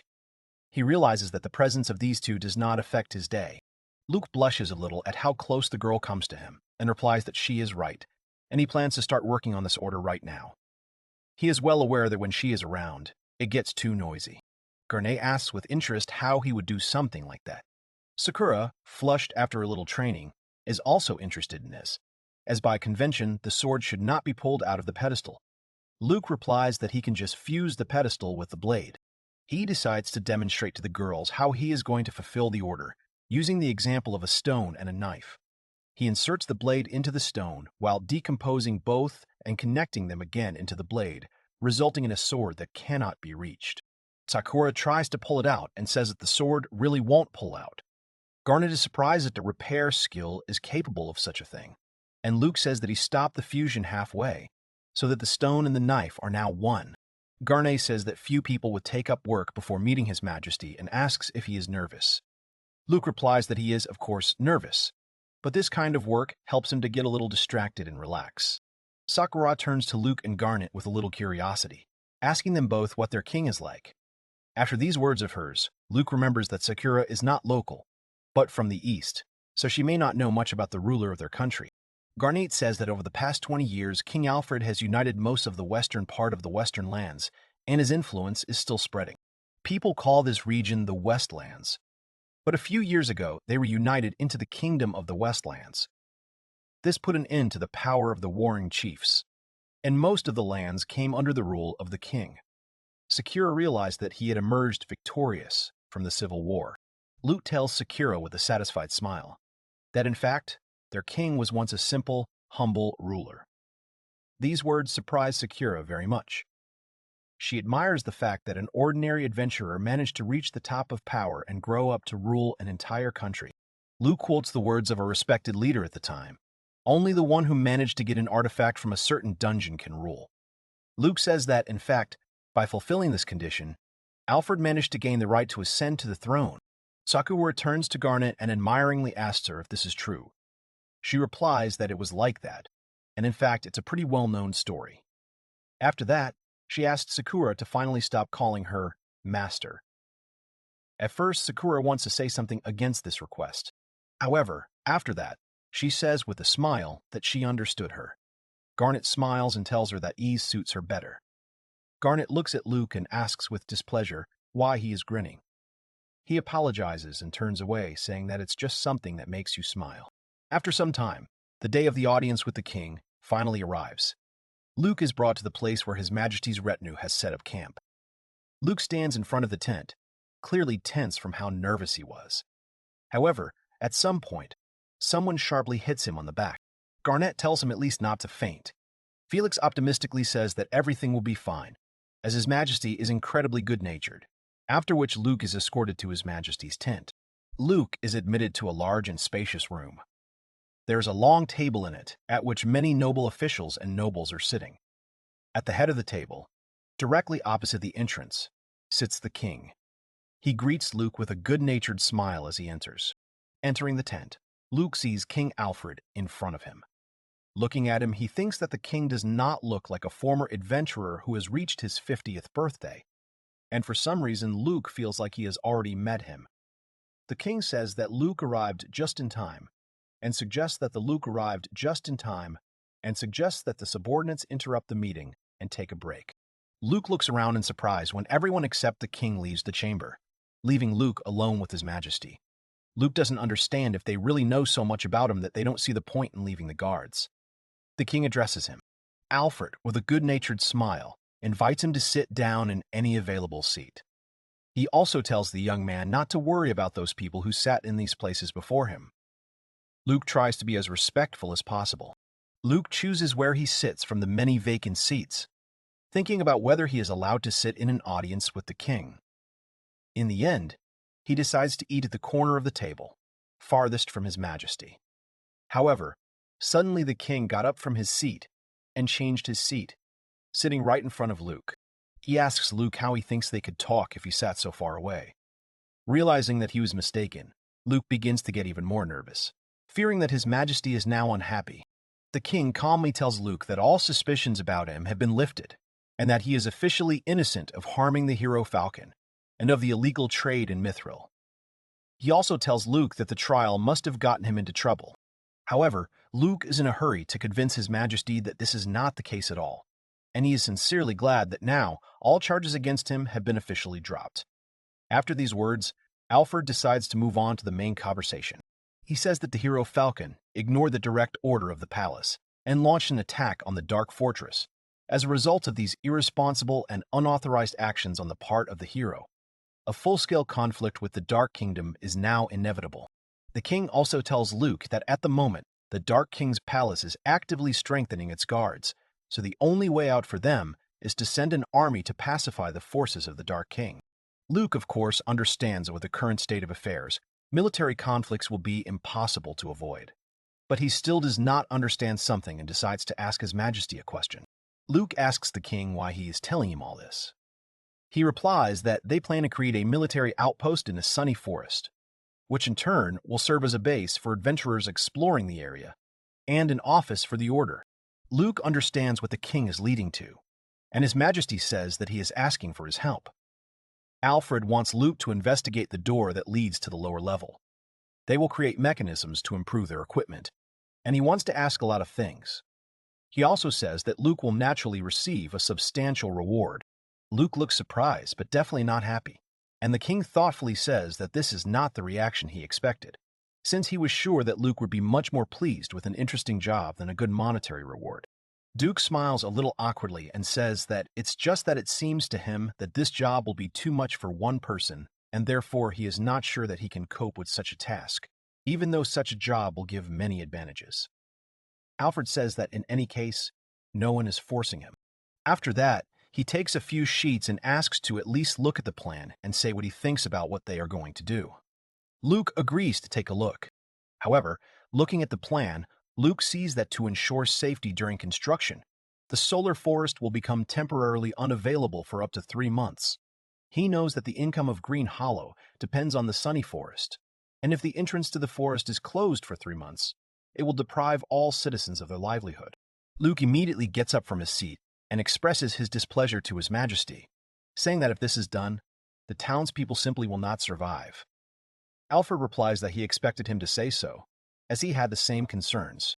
Alfred calmly says that the Order of the Golden Fangs plans to garrison the base, and they assure that when the base is ready, they will be able to intercept the forces of the Dark King and any monsters that appear.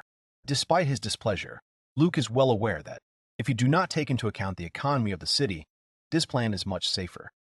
Seeing his excitement, Alfred tells Luke that if he has any ideas on how to improve their plan, he is happy to listen. Since the king himself is asking for his opinion, Luke decides to take advantage of this opportunity. He says that he may be wrong, but such a plan will take too long, and it is pointless to protect citizens if it deprives them of income. Luke, after a little thought, tells His Majesty that he has an idea how to change this plan. He says that by using only his repair skill, he can significantly reduce the entire time of base construction. The king is clearly very interested in Luke's proposal. Alfred's smile returns to his face, and he asks Luke with interest how he is going to do this. Luke says that it is necessary to demolish buildings in nearby towns and settlements, transport the debris to the sunny forest, and restore them. In general, he will need only half of the debris from each building to restore. Otherwise, he will use stone and wood that he can get in the dungeon. Luke's plan is clearly approved by His Majesty, who enthusiastically called his plan very interesting. He also said that only a person with such a rare gift could have thought of such a thing. Luke says that the only problem in his plan is the magic stone, since almost all of his power is spent on restoring one structure. However, the king says that Tom should not worry about this and says that he will gladly provide him with as many mana crystals as he needs. The king tells Luke that now that his ingenious plan is ready for implementation, it's time to resume the meeting. He asks Luke to be present and not hesitate to argue with officials and nobles, and Luke agrees, although he is visibly nervous. After listening to the idea of the hatch, officials and nobles say that this possibility of reusing materials will be just as useful as completing the construction without unnecessary costs. So they are very interested in this idea. One of them says that the only problem then is the passage leading to the Dark Fortress. Luke sighs with relief when he realizes that everyone liked the idea. However, there is only one problem left. The king turns to Gilbert, a representative of the Order of the Golden Fangs, and asks what he thinks of the plan. After a little thought, Gilbert expresses his opinion in a calm tone. He says he thinks it's a good enough idea. However, he also adds that he would like to add 2 wishes of the Order. The first is to use the wreckage from the department of their detachment in Cranforth. After these words, Gilbert says that the second wish of the Order will be to create a second base for operations in a certain place. Gilbert gets up from his seat. He goes to the map where Luke was standing, presenting his idea, and shows a place on it, saying that they would like to establish a second base near the hole from which the dragon came out, in the territory of the Dark King. Gilbert glances at Luke, saying that this is undoubtedly going to be a massive operation. However, he also tells Luke that his skill should be able to do it. Gilbert was the last one whose approval was not enough to carry out the plan. Luke agrees with him, confirms that he can carry out the plan. He tries to answer as confidently as possible, although there is still excitement in his voice. After that, Gilbert says that, in that case, he fully confirms their plan. Having said that, he sits back down in his seat. Luke sincerely thanks him, and asks if everyone agrees to make sure that everyone's opinion has been taken into account. Then the king happily announces that the decision has been made, and tells Luke that as an additional reward for his work, when both bases are built, he will issue him an official license to process mithril. He also says that he has high hopes for him, which brings a smile to Luke's face. After this decision is made, the meeting officially ends. All the officials and nobles slowly leave the chamber, leaving Luke and His Majesty in the room. Luca gets up from her seat, glad that it's finally over. However, suddenly the king asks him not to leave yet. Luke approaches Alfred and respectfully asks how he could help His Majesty. He replies with a relaxed smile that he just wanted to talk, as if to show that he is not going to discuss anything serious with him. A little earlier, Alfred addressed him at his place of residence, and now he says with a smile that he has not heard the name of the White Wolf Hollow for a very long time. Luke is a little surprised at how easy and friendly the king talked to him. Alfred tells Luke that he once visited the hollow of the White Wolf, or rather the village nearby. Then he stopped there for the night before the trial for ascension to the throne.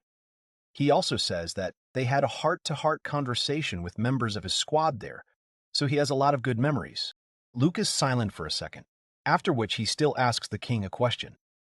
He asks Alfred why he decided to end his adventures by becoming king. Luke says he didn't mean to be rude. However, Alfred says that this does not bother him, but still asks Luke not to tell anyone. After that, he says that the whole truth is that he fell in love. Luke, in turn, asks again in surprise, since he clearly did not expect exactly such an answer. Alfred tells that he met his queen back when they were both adventurers and both were young. Luke is a little surprised when the king says that they were both adventurers, since he did not expect at all that the queen was also an adventurer once. Alfred says that this was the case at the time, but he was too stupid to understand who she was. The king says that after they met, they traveled a lot together. And over time, traveling together, both the king and the queen realized that they were attracted to each other. Alfred asks Luke to remind him what the conditions are in order to inherit the throne of this country. Luke says that in order to inherit the throne, you need to explore the dungeon and get an artifact. The king says that Luke is right, but also adds that there is another condition. Marry the princess and enter the royal family. Luke is surprised, as this is the first time he hears about this additional condition. He says that the princess had an iron and unshakable character, so she decided that since this was how she wanted to choose a husband, then in that case she would complete the task herself, and that's why she became an adventurer. Luke listens attentively, clearly not thinking that he will ever be able to hear details about the queen. However, the king continues his story, saying that when all the conditions for accession to the throne were officially announced, the princess was forced to return to the palace. It was then that Alfred discovered her true position, and after learning this, he could not make any other choice but to become her king. Luke realizes that this man has decided to become king for the sake of the woman he loves. The king says that's why he took a squad with him and went to the test. That night in the hollow of the White Wolf, he was filled with tension, and to relax, he indulged in memories of adventures with the son of the headman of that village. As soon as Alfred mentions the headman's son, Luke suddenly opens his eyes wide in surprise as if he suddenly realized something. The king continues to tell how that child sat and always listened attentively to him with burning eyes. He says that he told him about how he landed on an island in the underground sea, which turned out to be a giant turtle, and how he chopped up an entire flock of dragons with a sword. He's trying to remember another story. Suddenly, Luke tells Alfred that he also told that child about how he snatched the magic tiara from under the nose of the undead king. The king remembers and says that it was a great story. But suddenly, he realizes that Luke could only know this story in one scenario. Except for Sylvia and Sakura, Luke did not tell anyone about the 20 years of his life before coming to Green Hollow, about the adventurers who visited his village, and told him stories about their incredible exploits, and how these stories gave rise to his desire to become an adventurer. Luke asks the king how he feels about his time as an adventurer now. He replies that there are those who believe that if he had aspired to become king from the very beginning, the western lands could have united as much as 10 years ago. However, the king honestly tells Luke that he thinks this is absurd. He says that for all those years when he was an adventurer and wandered, performing various tasks, he managed to experience both a sense of failure and success. This is what made him who he is today, because if he had not had such experience, he is sure that he died 12 years ago would have been in battle. After that, Alfred decides to tell Luke something else, but says it's just between them. He tells Luke that, in fact, he sometimes thinks about abdicating the throne and returning to adventure. His words greatly surprise Luke. However, after that, His Majesty says that every time something happens that convinces him that he is needed here, so he eventually stopped thinking about it. Luke says it's because he's needed, just as he is needed as a king, but it also happens that he is needed as an adventurer. He says that, of course, he was lucky, and realizing this, he realized where he belonged. He asks Luke if someone has already told him something like that. Immediately after these words, Luke remembers Sylvia, who told him with a warm smile that they needed him anyway. As soon as Luke thinks about the place where he is needed, thoughts immediately appear in his head about his gun shop, Green Hollow, Sylvia, Sakura, and the others. After this conversation, Alfred, as if summing up, asks Luke if this helped to dispel all remaining doubts. However, Luke replies that this is not the case, and in fact it only strengthened them. He says he now understands that each path can lead to something amazing, and it will be even more difficult for him to choose one. Alfred laughs and tells Luke that he is spoiled for choice, and asks Luke to let go of all worries and calls him the headman's son. Luke closes the store and says that the luggage is packed and now he can safely leave. He is about to leave when Sylvia runs up to him, and Luke is surprised to ask what she is doing here so early. She heard that he was starting a special assignment today and came to see him off. Sylvia walks through the forest with Luke, saying on the way that she still can't believe that they will build a real military outpost in the sunny forest. She says that if she's not mistaken, it will be called Downford Hollow. Luke says he can't believe they called him to help. Luke says he can't believe they called him to help. The outpost will be built in that huge underground space on the 5th level of the dungeon that Noir was talking about. It will be an advanced base for preemptive defense against the army of the Dark King. The plan is to surround the passage through which Noir and the dragon came and set up roadblocks in the Green Hollow and the Dark Fortress area. Until the bases collapse, no one but their allies will pass through the checkpoints. Luke says that when the posts are erected, they will be able to almost completely guarantee the safety of Green Hollow, and he will do everything in his power for the city. Sylvia looks a little surprised at the smiling Luke. After that, a soft smile appears on her face, and she tells Luke that he looks a little happier than usual. She also feels that he is more energetic today. He says maybe, and asks Sylvia if she remembers him telling her how he decided to become an adventurer. Luke tells her that he recently managed to meet with one of the adventurers who inspired him to do it back then. He also says that this man is doing amazing things right now. Luke tells her with a smile that since he decided to become an adventurer because of his admiration for him, he decided that he had to conform and not swear in vain.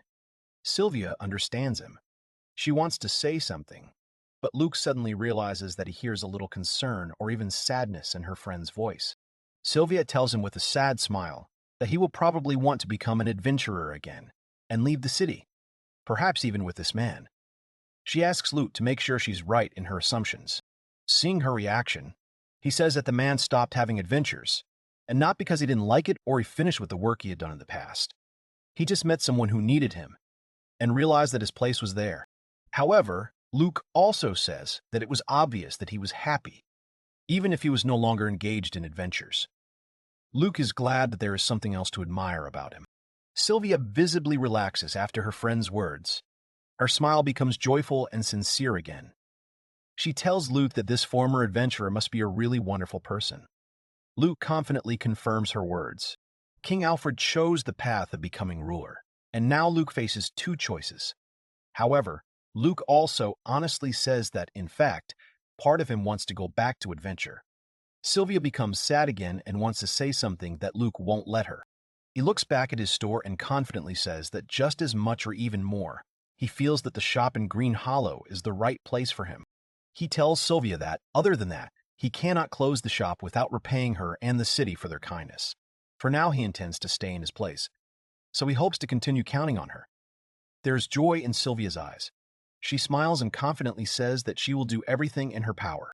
A few days later, Luke, along with Sakura, came to the very place where the second base should be. He tells her that it looks like everything has completely changed again. He says that his work on the forest base has been completed, and today he will begin the construction of an underground one. Sakura says that they are moving in the right direction, and their task today is to explore and secure the area of the Dark Fortress. After hearing her call it the Dark Fortress Zone, Luke says they call it the Underground Zone, a name that gives him goosebumps. Sakura says with a smile that he will get used to it and offers to finally go downstairs. At the entrance, they are stopped by a guard who wants to check their passes. Sakura says it's weird that this hole doesn't have a door mechanism. Luke says the royal entourage couldn't turn him off from the outside and asked him to split the door. He says that the king said that they would not be able to pass freely. It was better to demolish it. Sakura calls him a brave ruler. Luke asks Sakura if this is her first time coming down to this place. She says it is, and she wonders what kind of place it is. Luke says that this is actually the first time he's returned there after destroying the door, to which Sakura says it's really amazing. Sakura and Luke walk down the dark passage together. Eventually, they both end up in a huge cave. It is so vast and high that the ceiling is not visible in the dark. There are many cracks everywhere, and hundreds of tall and sharp bayonets stick out of the ground. Sakura says she can't even believe that such a large-scale place could be underground. Luke tells her that many dungeons have grottos and caves like this, but such large ones are rare. Sakura walks around the cave, looking around it, and says that dragons supposedly live in these lands, although to her this cave does not look like dragons live in it. Luke says that this is indeed the case, and this is one of the reasons. He points to a large dark crystal on a small pedestal. He says that this is a giant barrier stone. There are 4 of them in this cave, 1 in each corner of the base. It is thanks to them that the dragons cannot get close to the base, so they are completely safe. Sakura looks up at the crystal and says that they also repel magical beasts, and this is the first time she has seen such a thing. Luke says that the reason is that only a few of the powerful alchemists can make it, Usually they are only used to indicate the location. Luke said that this is only one of the reasons, so she asks Luke what the other reason is. At this time, a large shadow appears behind her, which is rapidly falling down. Eventually, the massive monster falls behind her. A young man with long blonde hair appears behind Sakura, dressed in stately clothes, clearly suitable for a nobleman. With a charming smile, he apologizes for the intrusion, saying that the dragon was short-tempered, so he slightly overdid it. However, Sakura convinces him that everything is fine. Sakura approaches the hatch and says that this young man is probably the second reason why there are no dragons at all in this place. Luke stammers and says she's right. Luke says that this is Theodore Bover, the Dragon Slayer, an eccentric who was born into a noble family and became an adventurer only to fight dragons. Sakura realizes that this is one of those A-rank adventurers that Luke called for help, and whom he mentioned in the guild. Luke says that when they traveled together, they had a terrible relationship. But as soon as he heard that there were dragons here, he immediately came. Sakura looks at her sword with a bit of sadness and says that she admires a man who is able to defeat a dragon alone, and she failed when she tried to fight a dragon. She wants to become worthy of this blade of hers as soon as possible. After Sakura mentions her katana, Luke remembers something and asks Guru if she would mind if he took a look at how her katana adapts. Sakura happily agrees, saying that she wanted to ask him about it herself. Luke activates the analysis skill, and after thinking a little, he says that katana still has a long way to go, and Sakura should give her some more time. Luke quotes the words of a wise man from the East: "A man walking 100 miles will reach half the way only after walking 90. He asks Sakura to be patient and stay strong, which applies to both her and her katana. Sakura listens carefully to his advice. However, he says with a smile that the words from his mouth are not very convincing. But Sakura does not agree, and says that she is now determined. She asks him to look after her wakidashi. Luke isn't sure what she means. Sakura tells Luke that today she wants to practice using only her katana. However, she also convinces Luke that she won't overexert herself. Luke sees that she is very confident in herself, so he agrees. Luke agrees to look after him and wishes her luck. Sakura thanks him. She hopes that she will get by without incident and says she will pray for his good luck. Luke assures her that he will be fine, since he does not intend to die until this job is finished. Sakura hopes that this will be the case after graduation, as so many more need help. Luke calls someone from the carriers and asks them to place materials for repair in the designated area. The knight reminds him not to use the earth and stone surrounding them. Luke knows that in this way, fragile minds can collapse. Luke decides to get down to business using the mana crystals he received from the king. He asks everyone around to move away. After that, he activates his skill and a large building appears on the spot. The knight praises his work, not believing that he was able to build such a huge structure so quickly using only the repair skill. Luke just says it's all thanks to the mana crystals. The knight asks him to go to the armory, but Luke hears something. Luke only wants to draw the knight's attention to what he heard, but as soon as he turned around, he was met by a bright explosion. Everyone immediately pays attention to the place where something landed. However, clouds of smoke are blowing out of this place, which is why nothing is visible. One of the guards asks the guards what it was. They assume that this is a demonic attack or explosives, so they are on their guard and ask each other to be on their guard. The thick smoke slowly dissipates, and Luke peers into the shape of the creature. There he notices the outline of a long, thick tail covered with black scales, as well as long, dark wings. However, after that, he realizes that he is actually a human being. This man actually had dragon wings and a tail covered with scales of a deeply dark color.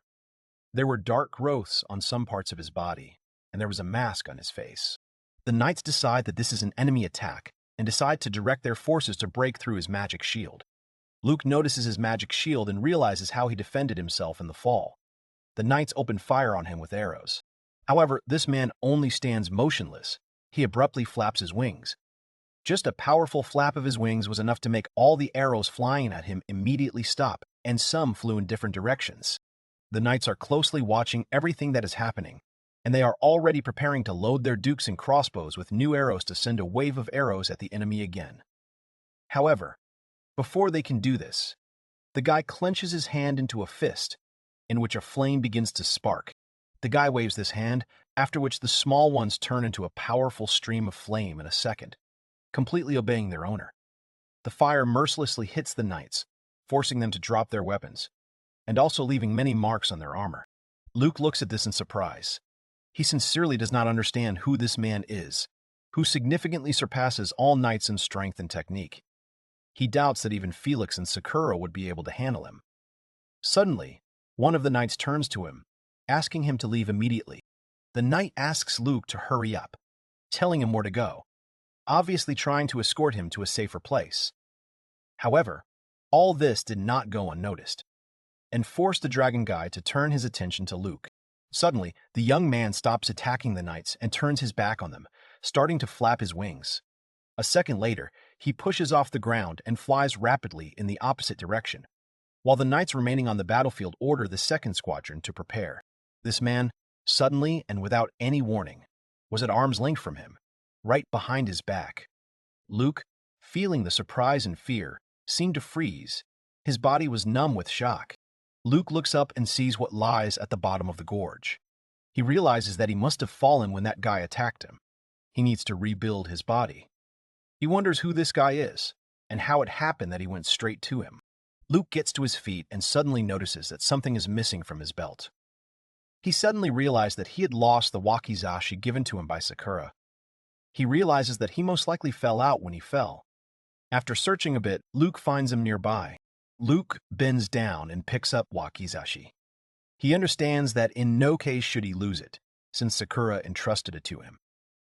Suddenly, he hears a rumble not far from him, as if something heavy had abruptly fallen to the bottom of the crevice.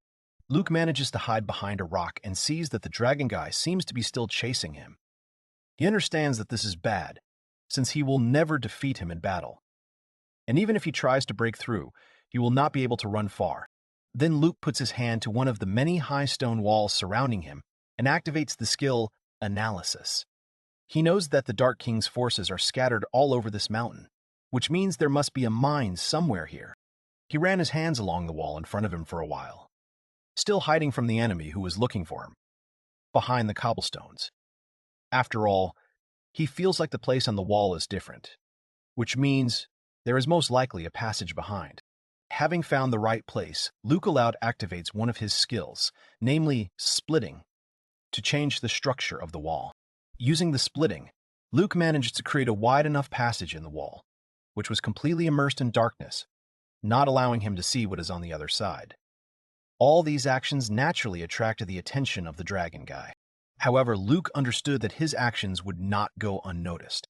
So at the same moment, without even turning around at the enemy, he jumped inside the passage, holding the wakizashi entrusted to him in his left hand. Noticing this, the dragon guy immediately stretches out his hand towards the hatch in order to attack. But the hatch, barely jumping into the opening, turns around and locks it, activating the recovery skill to restore the wall. Luke sighs with relief, so he barely managed to escape. After that, he finally stands up confidently and looks around, studying an unfamiliar place. It is located in some kind of corridor, with smooth walls and floor, as well as several columns. There are some kind of lanterns hanging on the walls. Luke decides that it looks more like an ancient ruin than a mine. Suddenly, he hears a knock behind him. The knocking, more like strong blows, became more insistent and came from behind the wall from which Luke had just come. He realizes that the guy is trying to get through to him. He doesn't know why that guy is following him so hard. In this situation, Luke has only two options. The first is to stay in his place and repair the wall every time he breaks it, hoping that Theodore and the others will come before the crystal's power runs out. And the second way out is to try to find a way to escape by going down this unknown passage. Luke clutches the crystal in his hand and decides that he has no time to waste anyway, after which he starts running down the corridor. Luke is well aware that it will be too dangerous for him to try to wait it out, since he does not know what else that guy can do. So now it is best to increase the distance between them. Luke climbs the stairs at the end of the corridor. He comes across a dead end. He decides to also use analysis to find a possible passage behind the wall. Suddenly, Luke hears a loud sound behind him. He turns around in horror, afraid that the guy has already found him.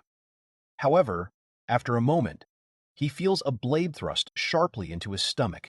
The guy is a dragon. Standing right in front of Luke, who had a smirk on his face, pierced his body in the abdomen with a long sword blade.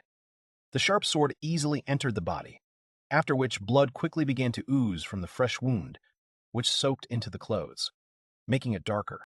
Before Luke has time to react in any way to such an unexpected situation, the guy in front of him partially pulls the sword out of Luke's body, after which, without a drop of pity, he plunges it back into the enemy's body.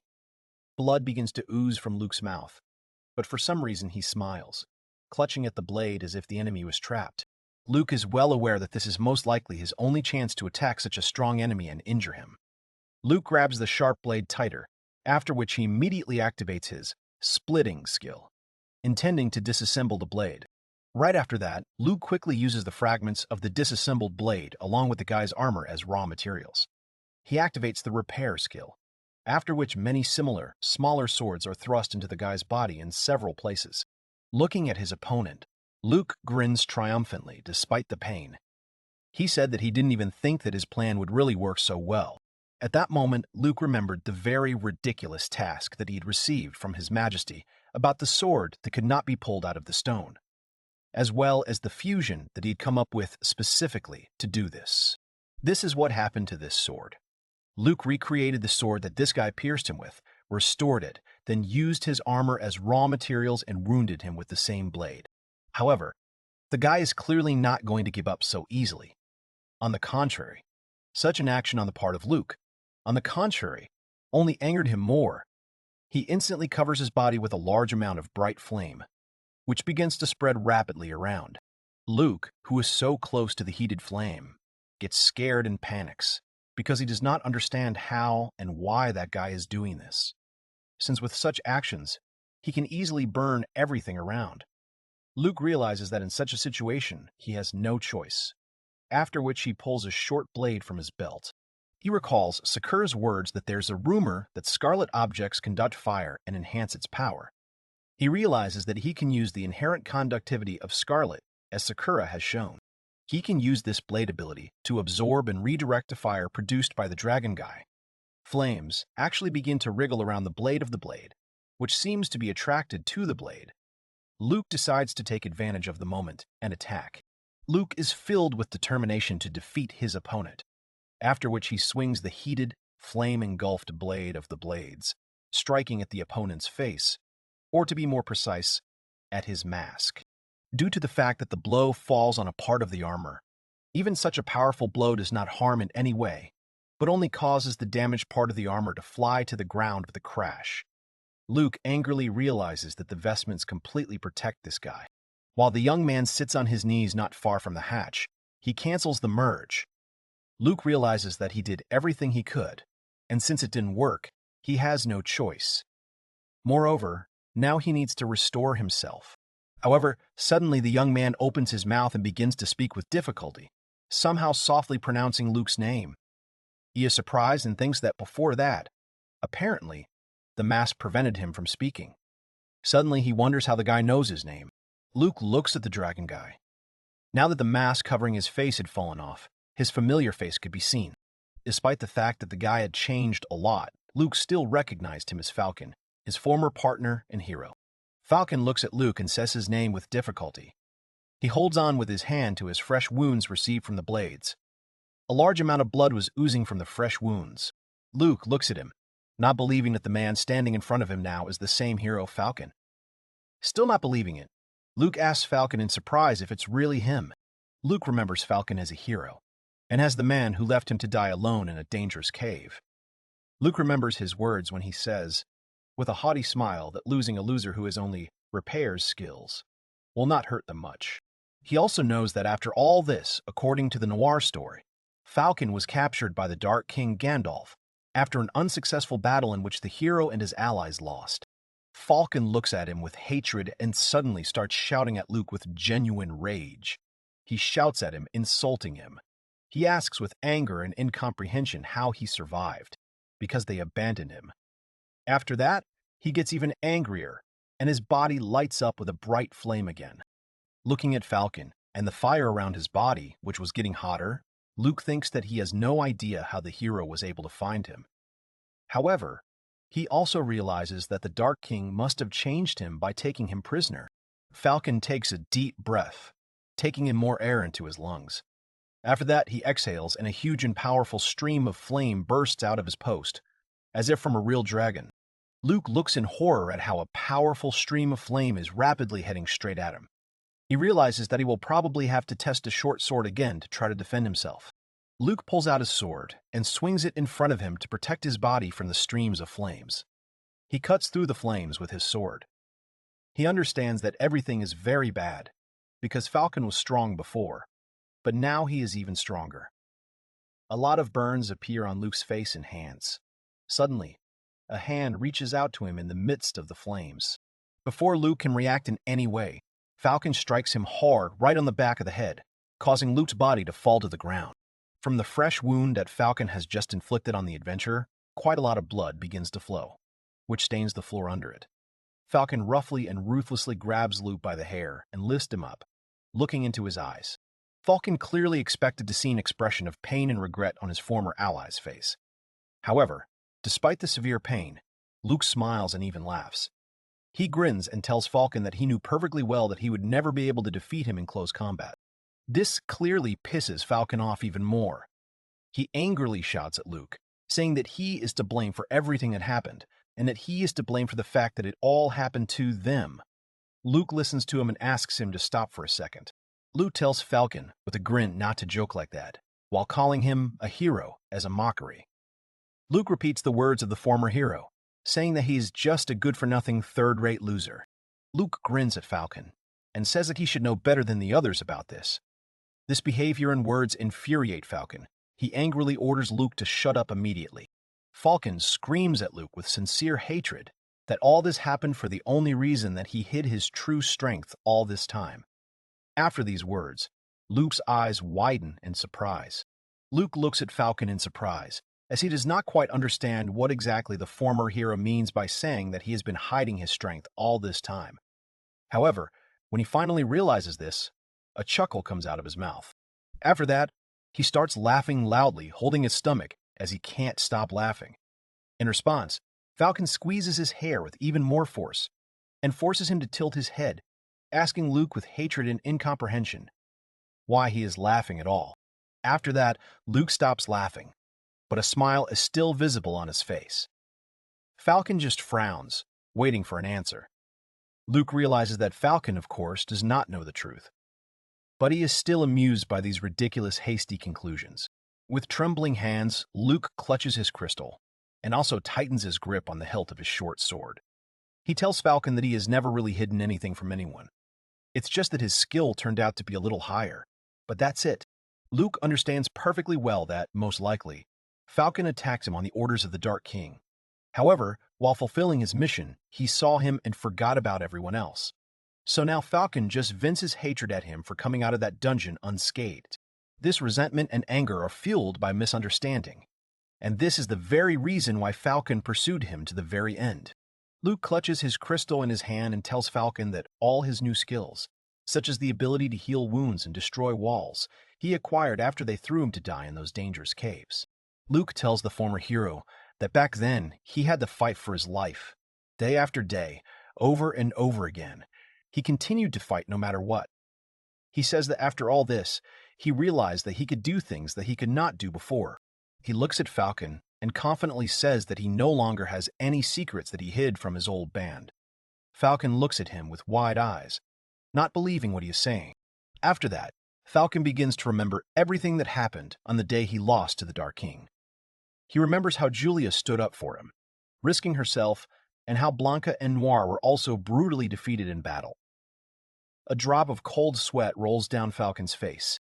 Luke goes on to say that if they had all gone deep into the cave together then, he probably would have ended up exactly like them, and would have ended up in captivity. Luke asks Falcon if he understands the meaning of his words. The former hero demands that Luke close his mouth, while his body begins to tremble. Luke confidently tells Falcon that everything that happened to them is really only their fault, and that he ruined himself without anyone's help. His words anger Falcon even more, and he demands that Luke shut up, as he could not stand the truth. Falcon swings again to hit Luke on the head. However, Luke clutches his crystal in his hand and activates his skill at the last moment. After that, the floor in which Falcon and Luke were standing suddenly cracks and is covered with a huge number of cracks. A moment later, the floor breaks under them, falling apart into many large pieces. While they were talking, Luke, analyzing the surface, was able to detect an area under the layer of stone on which they stand. Immediately after that, Luke takes advantage of those few moments while they are hanging in the air and activates the fusion skill, sticking a short blade. Using fusion, Luke firmly inserts the short blade of the blade into the stone wall so that the blade does not break under his weight. Luke barely holds on to the handle with all his strength, as this is his only way out. He is able to hold on, unlike Falcon, who is falling down. Falcon frowns to pour out while hating Luke for being a dirty liar. Falcon tries to flap his wings to fly up, but his wings suddenly begin to bleed, bringing him great pain. Fear appears on Falcon's face when he realizes that he is falling uncontrollably into a deep, dark abyss, unable to take off. Suddenly, Julia flashes in his memory, smiling brightly, which makes his heart clench even more. Before falling into the abyss, Falcon finally shouts Julia's name, as if hoping to see her for the last time in a moment full of despair. Luke looks at him without any emotion. Not a drop of pity is visible on his face. After this last desperate cry, complete silence ensues, and Falcon's body finally falls down while darkness and suspense engulf him. Luke looks down and sees in the darkness that there is probably an underground lake at the bottom. Looking down, Luke finally apologizes to the former hero, saying that now it seems to be his turn to leave him behind. After that, Luke uses his last strength to get out of this hole. With difficulty, he gets out, clinging to the edge. After that, he wearily lay down on his back, finally feeling how tired he was. Luke is sincerely glad that it's over, and again, he's half dead at the bottom of the dungeon. But it's not like last time. This time, Luke remembers the many people who are waiting for him. He imagines Sylvia, Sakara, and Garnet smiling broadly at him. Luke only thinks that he would like to see their happy faces one more time. A small store. Several days have passed since the attack on the underground construction site. Perhaps after the defeat of the half-dragon hero, the Dark King became more cautious. There hasn't been a single attack since that day, and the construction of Downfort Hollow was completed without any incident. The hero said it was great. The hero exhaled and said that now that he had finished sweeping, it was time to open up. Some guy came up to the shop and called out to the retreating hero in the back, calling him Mr. Luke. Smiling, the guy added that they had not seen each other for a long time. The hero turned around and called Felix in the second man. The child said that the Order of the Golden Claws had told him everything. The hero almost died fighting a super tough enemy, didn't he? The hero called out to Garnet, saying that he was not changing. Felix immediately told Garnet not to be rude, and he turned up his nose. Felix had heard that the hero had made a huge contribution to the construction of the fort. He is deeply grateful for his help. Smiling, Felix denied it, saying that he needed to say thank you. Now they can earn their living in peace. Felix was glad to hear that. Actually, he stopped by to tell him the good news about his business. Luke asked about his business if Felix was talking about his gun shop. Felix said yes, and gave him the letter saying it was for him. The hero asked him what it was. Opening the paper, he was told that it was a license for the extraction of mithril ore, as well as for the production and sale of it. Mining should take place in the dungeon of the Millennial Passage to Hell, the passage to which is possible only through a secret hole in the sunny forest. The amount of mithril extracted and processed per month cannot exceed the volume set by the royal palace. Felix also added that, in addition, he must report to the palace about all goods for mithril and customers. These are the conditions in short. This is about what the hero expected. Of course, he will have no problems meeting the conditions. Felix thanked me and said something else. The Order of the Silver Wings has a personal request for the hero if Luke allows it. The hero asked what it was. Felix, pointing at Garnet, said that he would like to leave him with the hero as a guardian and liaison. The hero asked in surprise. He repeated Felix's words whether he really wanted to leave Garnet here with him. Placing his hand on his chest, Felix said that they had learned that the hero Falcon had fallen into the hands of the Dark King. Garnet added saying that the palace and the top leadership of the Golden Fangs are in turmoil. They can't believe that their precious pet has turned into a dangerous monster. Felix continued to talk, saying that their task was to investigate the case of his disappearance, and as the only witness, the personal safety of the hero was extremely important. Unfortunately, for reasons given by Felix, their order has to leave this city. The hero asked if that was why the order wanted to keep Garnet with him as a bodyguard, and Felix confirmed this. His identity as a knight will be hidden. Felix would appreciate it if Mr. Luke would hire him as an employee. Turning his head to the side, confused, the hero replied that he, of course, did not mind helping, but he was worried. He asked if he was sure he wanted to keep Garnet. Surely not some other knight. Smiling, Felix said that he understood. He told the hero that he shouldn't treat him in any special way just because he was their commander's brother. Mumbling, the hero said that he did not mean it at all.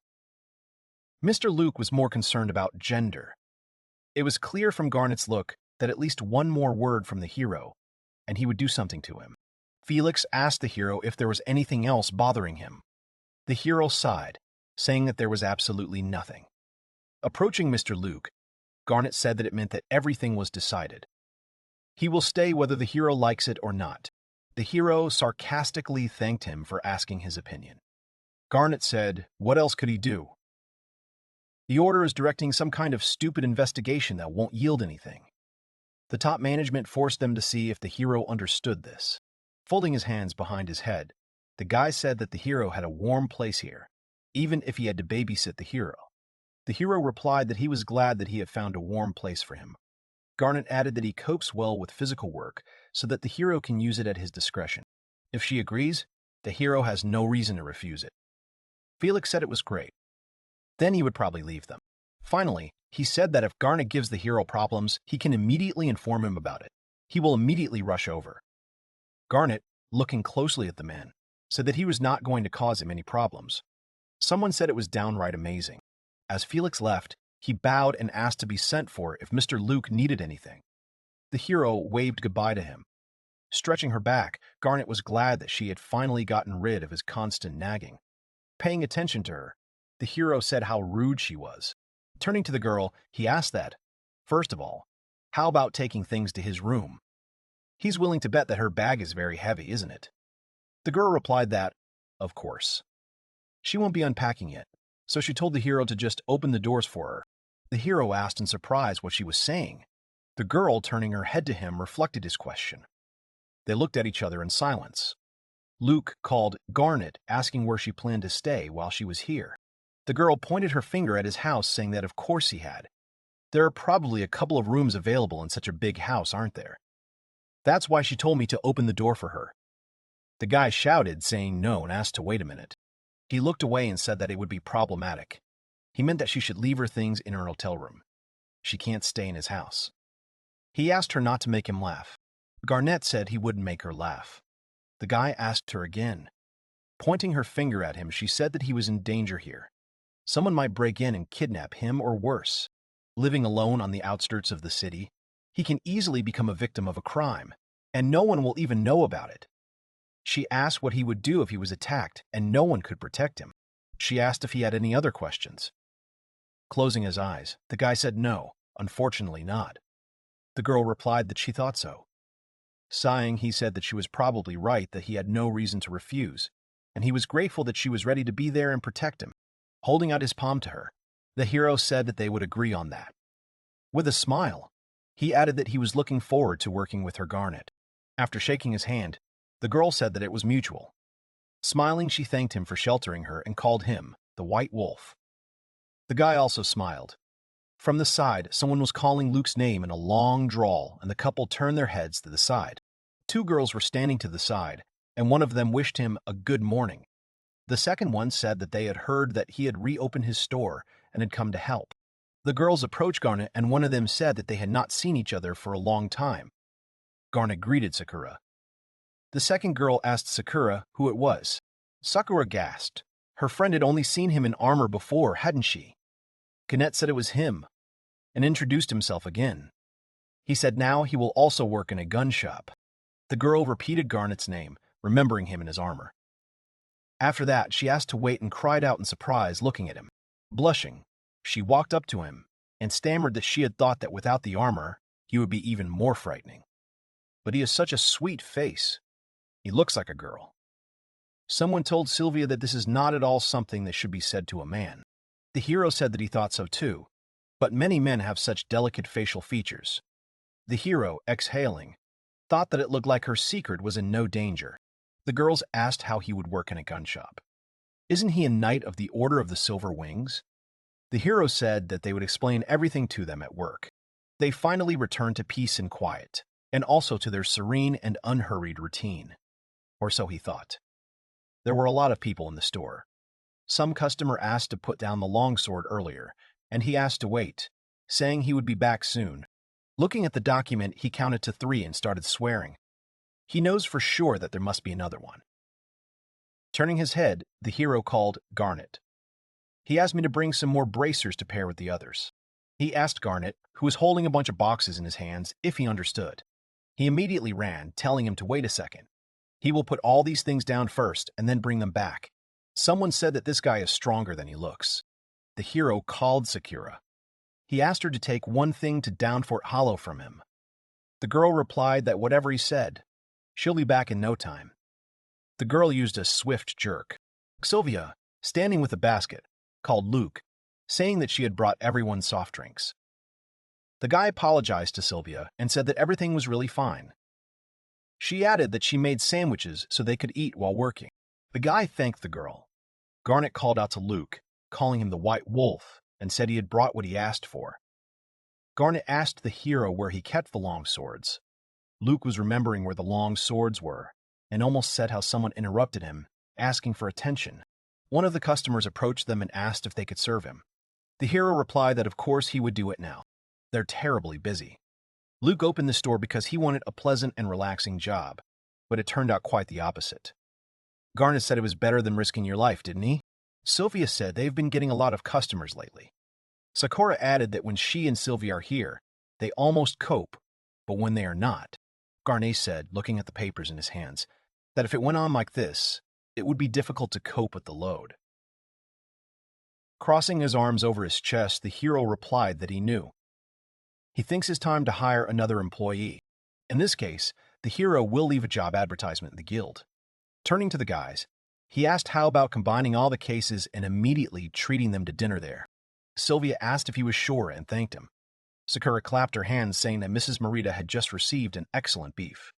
Garnet threw up his hands and was delighted with the beef. Once the hero treats, he will not refuse. The guild building. A young girl delivering orders greeted the guests, telling them to sit down, and then saw that they were acquaintances. She said it was Luke and Sylvia and asked them how she could help. They replied that they had decided to come in and have dinner. Garnet told everyone to go to the side when he saw an empty table there. Sakura said that Luke was treating them, so he couldn't order everything on the menu. They noticed how excited Garnet was. Sylvia is already starving, so she told everyone to order beef already. She wants to eat her fill. The waitress was telling Luke that she was willing to bet that his store had been terribly busy lately. Luke replied that yes, there is such a thing. He asked the girl if she would like to listen to him after dinner, and she replied that of course. He told the girl that he would find her right after they were done. Someone from the audience called out to Luke. The girl and the guy turned at the scream. The girl said she thought the man was calling Luke. Looking away, Luke's eyes widened. The man in front of him greeted Luke with a smile, saying that they hadn't seen each other in ages. Luke called Travis in surprise. The man greeted Luke with a smile, waving his hand and saying that they had not seen each other for ages. Luke called Travis in surprise. The joyful hero asked the man if he had come to help them. Travis from the Black Blade Ridge. He is one of the A-rank adventurers whom he called to help them. Putting his hand on the hero's shoulder with great force, he replied that, of course. He came because he rarely asks for anything. How could he refuse a former brother-in-arms? Luke said he didn't seem to have changed a bit, did he? The men at the table asked their boss who it was. Travis replied that Luke was an old friend of his. They became adventurers at the same time. And it looks like Luke owns a gun shop now. One of the men said he had heard about it. Luke is the guy who sells mithril swords. The men invited Luke to their place, telling him to sit with them for a while. Travis smiled and offered them a real reunion. and said he was treating them. Luke apologized to the men and holding out his hand said he couldn't. He came to this place with someone. The men asked him what was wrong and told him to call his companions. Luke wanted to say that it would be inconvenient, but he was called out from the side. Sylvia came up to him and said that they had found a table. Sakura and Garnet can't wait to place an order, so Travis's eyes widened. Travis jumped back. Luke told Sylvia to ignore him. Travis is always so nervous around women. Travis countered by saying he wasn't nervous at all. The frightened man said that he simply did not know how to behave with them. What if he accidentally breaks them? Luke replied that this was what they called nervous. After looking at his comrades, Luke said that he saw that there were only men in his squad again. He's not even trying to overcome his fear, is he? Travis told him, repeating that he had no fear. Crossing his arms over his chest, Luke said it looks like they won't be able to have dinner together. He told Travis to come to the store where they would catch up. Travis remembered that he had forgotten the most important thing. He wanted to ask Luke if he could cover his gloves with mithril. He replied that, of course, it was a business request. This is not a problem, and he asked if it only needed to be covered. Travis said that yes. He wanted to strengthen the magic protection a little bit. Luke said he doesn't have any mithril right now, but he's panicking about getting some on his next day off. If he doesn't mind waiting, then everything will be fine. Travis replied that it was not urgent and thanked him. Someone was walking towards them, and Luke looked back. It was Dustin. He said he got Luke's message. It seems that even the most worthless connections can sometimes be useful. Travis called out to him and said it was a pretty disgusting way to greet an old friend, and asked if he thought so. Dustin told him that he had no time for muscular fools who were unable to realize their stupidity. He told Travis to be kind and get his massive body out of the way. Dustin is from 2 prisons. Another A-rank adventurer he turned to besides Travis. Travis told Dustin that he had changed. The man replied that people change. Travis survives a successful grotesque and nothing more. He looked at Luke and said he was glad. It looks like the hero has finally decided to heed his advice. He told him a long time ago that it was time for him to end his adventures, wasn't it? If he had continued, certain death would have awaited him. Now that Dustin mentioned it, Luke really remembers that conversation. Probably slipped my mind for a dozen years. Dustin replied that he understood and walked past Luke and Travis. When Dustin was already at the door, Travis called out to Luke. He said it hurt to see how much an old comrade had changed, didn't it? Luke replied that yes, there is such a thing.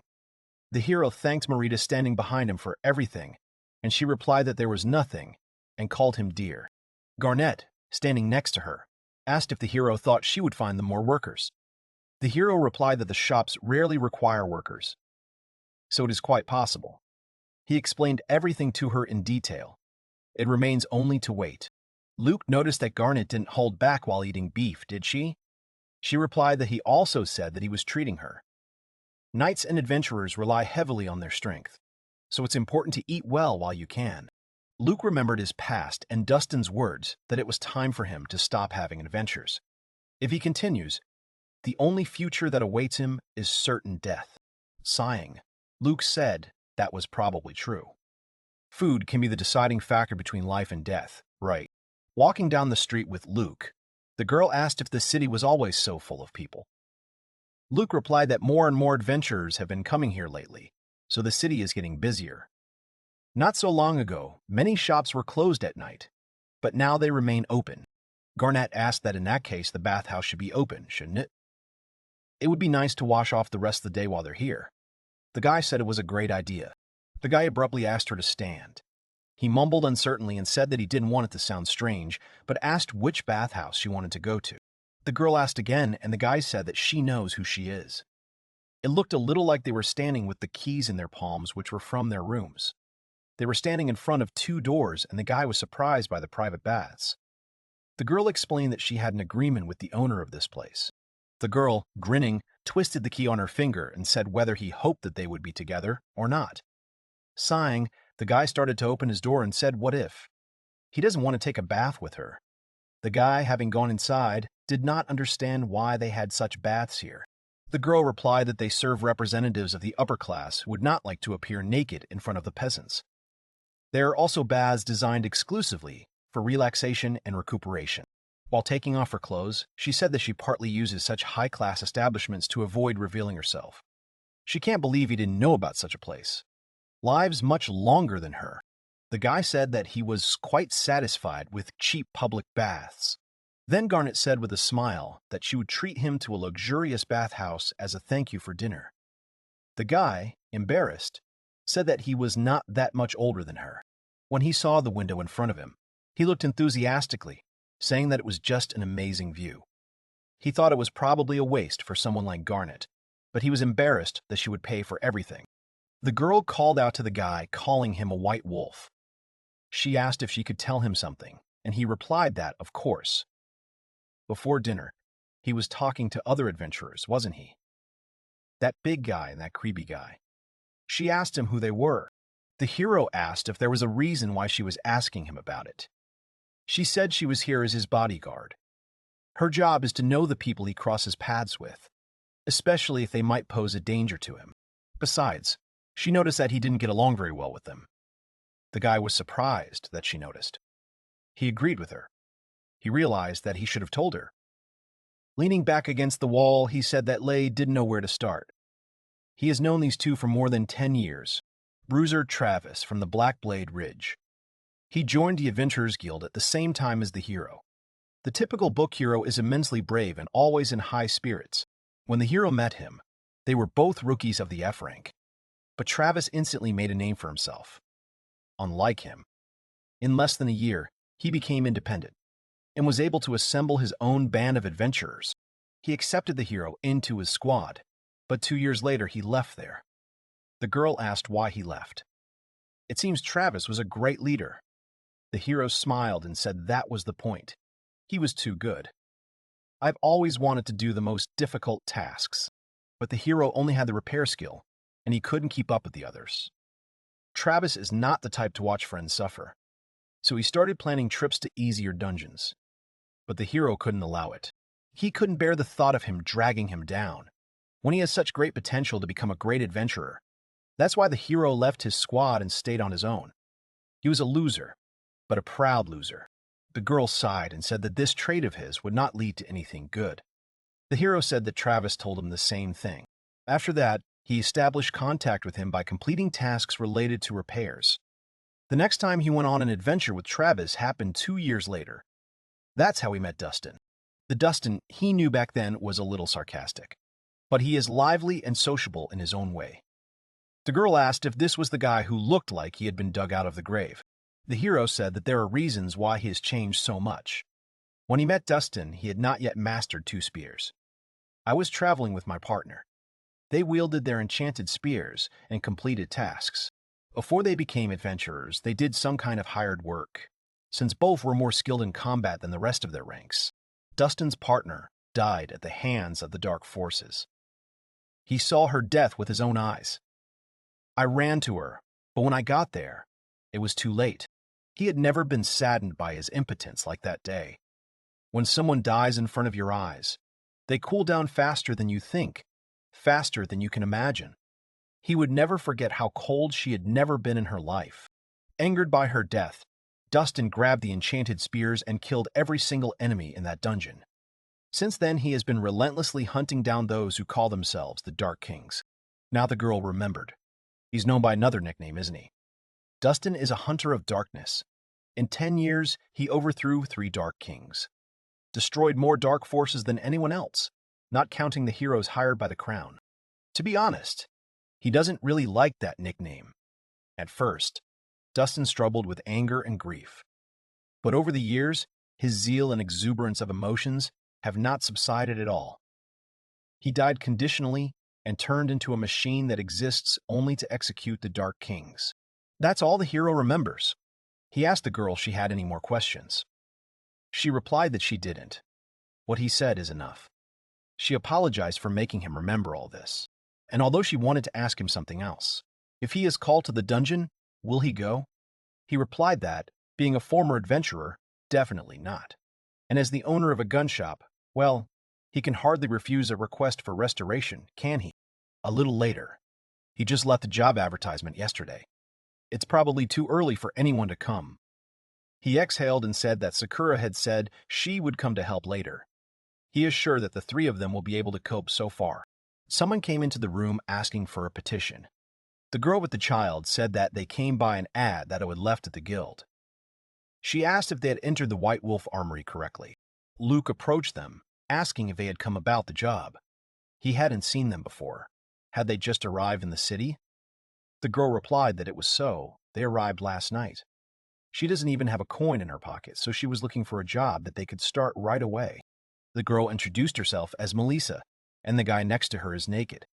The child greeted Luke. Luke also introduced himself, saying that he was the owner of the shop. Garnet, the shop worker, was standing behind him. Garnet greeted them, saying that he was glad to meet them and that they were ready to work hard. The girl said to rely on them. They worked in a second-hand store, so there's no need for difficulties. Luke said it was great and he was glad they came, after a while. Melissa said goodbye to the customer with a smile, telling them to come back. Our people were carrying bags asking where to put these things. Luke noticed how hard they both worked. Someone said it was a pity they weren't here for long, wasn't it? Melissa laughed, saying it was an honor for them.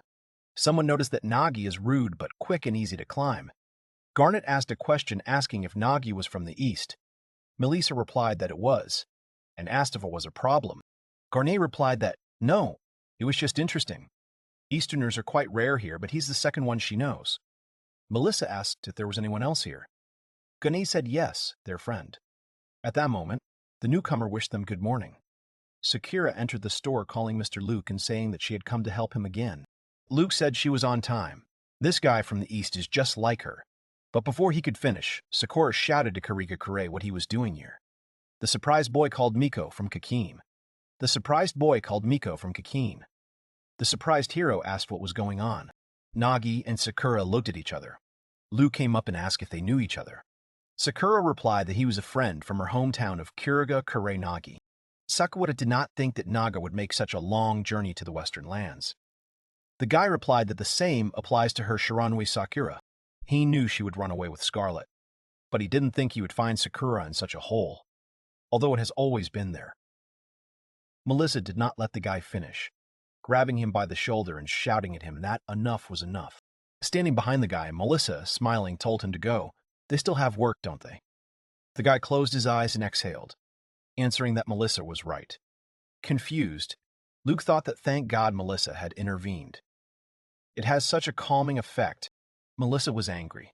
Garnet, standing next to the hero, said that, well, what he sees. The hero was swearing in his mind. Garnet said that such a reaction is natural when a stranger suddenly appears, who turns out to be an old friend of the guy you like. Luke corrected her. She says an old friend.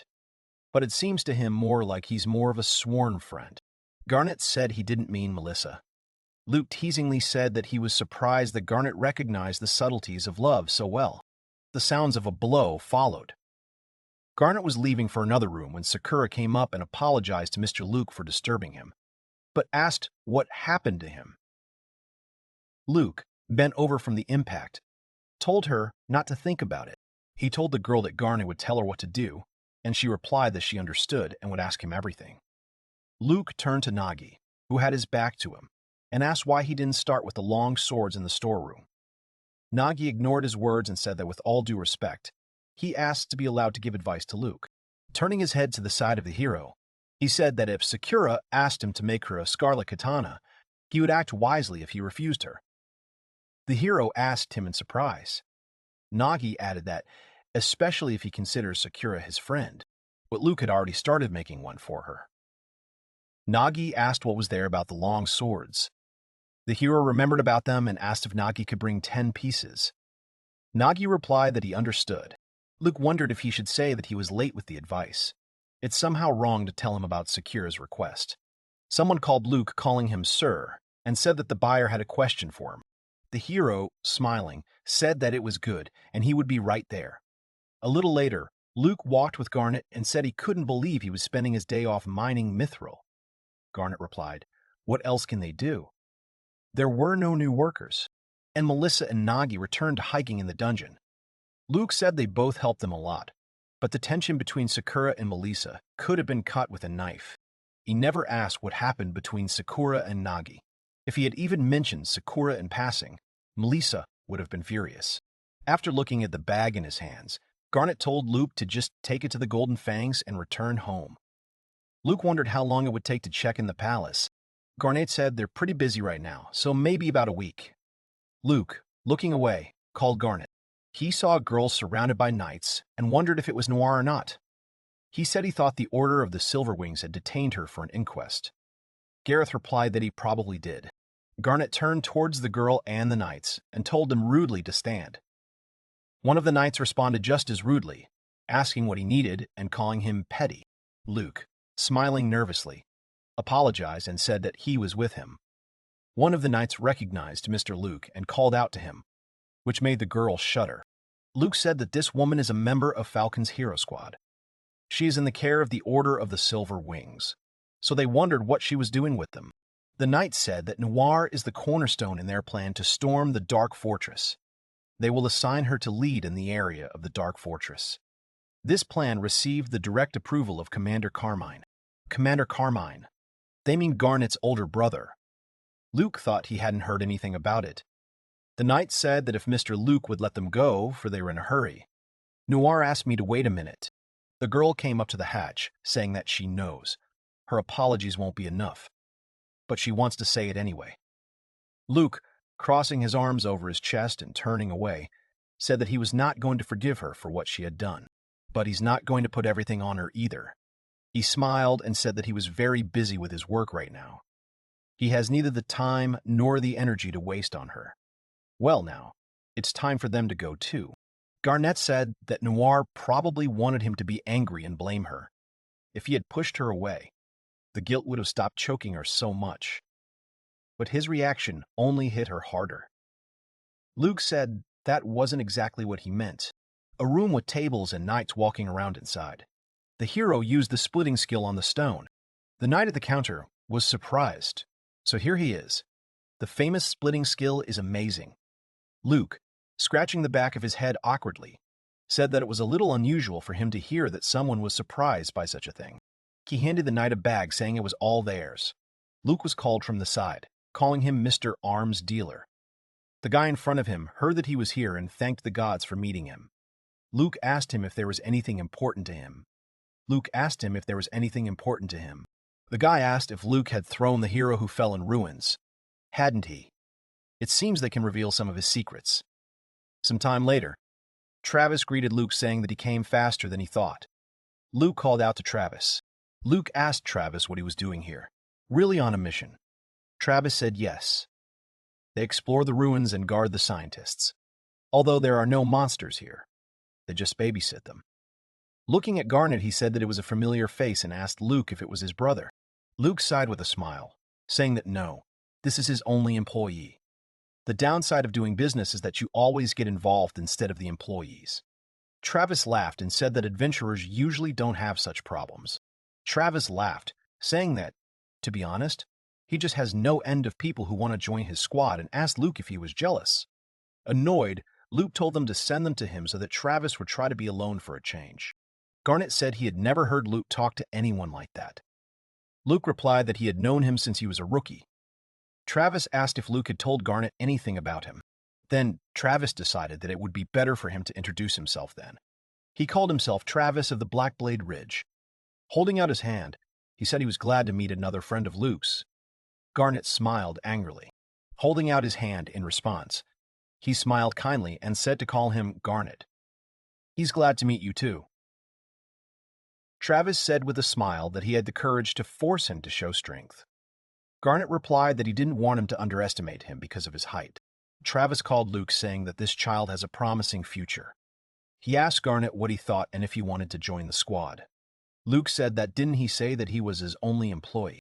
Luke thought that, besides, if Travis had known that Garnet was a girl, he would have been instantly knocked down. It caused him to have a fit of laughter. They called from the hatch. The guy from the Golden Fangs said if he could focus on the issue at hand. Luke apologized, saying he was distracted. He asked what exactly he needed to restore. The guy said it was here. Luke said this in surprise. The door and its controlling mechanism cracked in the middle. Researchers with repair skills couldn't do anything, and if you fix it manually, It will take a lot of time, so Luke replied that he understood the problem well. It seems it is possible to use the split fragments of the mithril wall to rebuild the door. Luke activated the repair skill, and the others were surprised. He said it seemed ready and told them to try to open it and take a look. The guy said thank you very much and he would check right away. When he touched the door, he was surprised. Everything started shaking, and someone asked what it was. The hero asked the guy what he had done, and he replied, stuttering that the magic mechanism had worked itself. There was a golem in front of them, and it was so huge. People were shouting to retreat and quickly. The golem raised his hand. The hero was thinking that if he could split it, but he would finish it off faster than he would try. What should he do? Garnet hit the golem and it fell. She turned to Luke and called him the White Wolf and asked if he was okay. Luke called out to Garnet. The golem rose again, and Garnet asked if he didn't care. She asked where these golems had a weak spot in general, and asked the hero if he had any ideas. Luke replied that there should be magic runes on the back of the head, and you need to aim at them. The girl replied that she understood. She hit where the hatch pointed. The guy said she did it. Garnet said it wasn't time to relax yet. The threat has not passed yet. Travis was surprised. Flexing his fists, he said it was a great demonstration of strength and physical fitness. It's time for him to join the game. The golem was coming at him. Travis told him to get in and hit him, knocking him down. It had been a long time since he had met a worthy enemy. Garnet said it was pretty good and called him Daddy. Travis replied that he was nobody's dad, the same age as Luke. The girl cried out in surprise if he was serious. The golem appeared behind Gurneth. She jumped back from the blow. Someone asked if he had gone too far. Garnet replied that he hadn't had a chance to really fight anyone lately. He wants to let off some steam. Luke told him just not to exhaust all his strength by frolicking like that. He replied that it would be over long before he ran out of steam.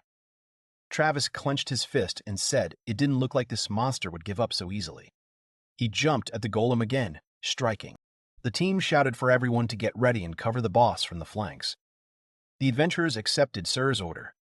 A little later, Garnet, turning back, said that she thought that Dad, or rather Travis, would figure it out on his own. Noir said that the golems are located around the Dark Fortress. Isn't that right? She asked if Luke thought they were part of the Dark King's arsenal. The hero said that either that, or the Dark King's troops found these golems and appropriated them. Garnet thought about it. Noir said that dwarves are forced to dig mines. Isn't that right? Perhaps they were looking for more than just ore. In any case, it is necessary to report to the Golden Claws about what is happening, and the hero replied that this was true. A little later at home, the hero is completely exhausted. But no matter how tired you are, you need to finish the job. Garnet asked what they would have for dinner. The hero said that he didn't really want to go out. He asked if she could cook something simple and quick. She, starting to chop vegetables, replied that, of course. Just don't let her complain about what happened later and ask if he understood. Let's see what she can come up with. Luke said he wouldn't dare and thanked Garnet. He wanted to see what was in the documents, but there was a knock on the door. When he opened the door, he said it was pretty late and asked if everything was okay. Sakura was standing outside the door, asking for forgiveness for coming at such a late hour. She came about her last request. Luke asked her if he was talking about the Scarlet Katana. Smiling, the girl asked if it was really that obvious. Handing him the weapon, she said that she did not want to rush him, but she wondered if it was possible to finish everything as soon as possible. Luke replied that he thought he would finish the final stage pretty quickly. The girl replied that it was wonderful. But first, Luke wanted to ask her something. He said that Nagi had warned him that it was better not to make a katana out of scarlet. The girl was shocked. Luke added that he did not refuse their agreement. However, he wants to know why Nagi warned him. Sakura asked if Mr. Luke believed in gods. He asked her again. The girl got nervous, saying that no, she wasn't hinting at anything. Everything is exactly as it sounded. He asked what it sounded like. She said that, well, if she calls those who give them skills gods, in a sense they can't exist. After all, abilities are bestowed in the temple that protects your class. But he didn't think about more than that. Luke doesn't quite understand what she's getting at. Sakura asked, what about the idea that the gods have their own self and self-awareness? Does he think there are such creatures? Luke replied that he knew that many people believed in their existence, but he has never personally met God, so he can't say anything. The girl replied that it was clear to her. Western philosophy is not much different from Eastern philosophy here. The guy crossed his arms and asked what this had to do with what Naji had told him. Sakura said that she believes that their skills are bestowed by a formless higher power that can be called divine, whereas Nagi believes that the abilities are bestowed upon them by a superior race of beings with a personality and self. Luke asked her to stand, so that's why Nagi was so hostile to her. The girl said that, to be honest, there is another reason. Much more practical, and yet, her clan believes that divine power cannot be obtained by self-discipline and worship alone. This requires a rite that will direct the power of the so-called gods into you. And the Naga clan considers this rite a sacrilege that will bring down punishment on humanity. Luke asked me to give him a guess. He assumed that it just so happened that he needed a scarlet-type katana for him. The girl replied that it was so. A katana made of pure scarlet is necessary in order to endow the person conducting the ceremony with divine power. Such a katana has only been successfully manufactured once, but all records about her were lost due to an accident. Scratching his head, the hero found out how it was. He begins to understand why Nadi warned him. Even if you make a blade, you will not be able to perform the ceremony immediately. A number of fabrications will need to be carried out. Sakura swears on her honor that she will not drag this country into trouble. That's why I asked Luke not to worry. Luke replied that he was more than ready to finish what he had started. So when the sword was ready, he asked her to accept it without hesitation. If something bad happens, he will bear his share of responsibility. The girl called Mr. Luke. Garnet called Sakura and asked if she wanted to eat with them. The girl gasped and thanked him and refused. She had already made a reservation with Sylvia. She apologized again for disturbing me and said she was already leaving. I thanked Mr. Luke again and he replied that it was nothing. A little later, a gun store. The knights were loading boxes into a cart. Travis was showing off his new glove to Garnet and his mates. Travis and the Golden Fang's orders were fulfilled. There's only one thing left. Sakura came into the room and Luke said that he was thinking about when she would look in. Handing her the weapon, he said that the katana was ready. Sakura thanked him, swallowing. The girl began to unsheath her katana. Holding the weapon in her hand, she said that this is what a real scarlet katana looks like. She's so beautiful. The girl ran her finger along the blade. She feels like she should be scalding hot, but icy to the touch. She smiled and said a huge thank you to Mr. Luke, and that she was in debt to him. Luke said if she knows, he can't guarantee that she won't fail in a real fight. He has no idea if this material is suitable for making usable blades. The girl gasped and said that yes, there are weapons made of scarlet. Most are made of scarlet. Most are made entirely of it from the tip to the handle.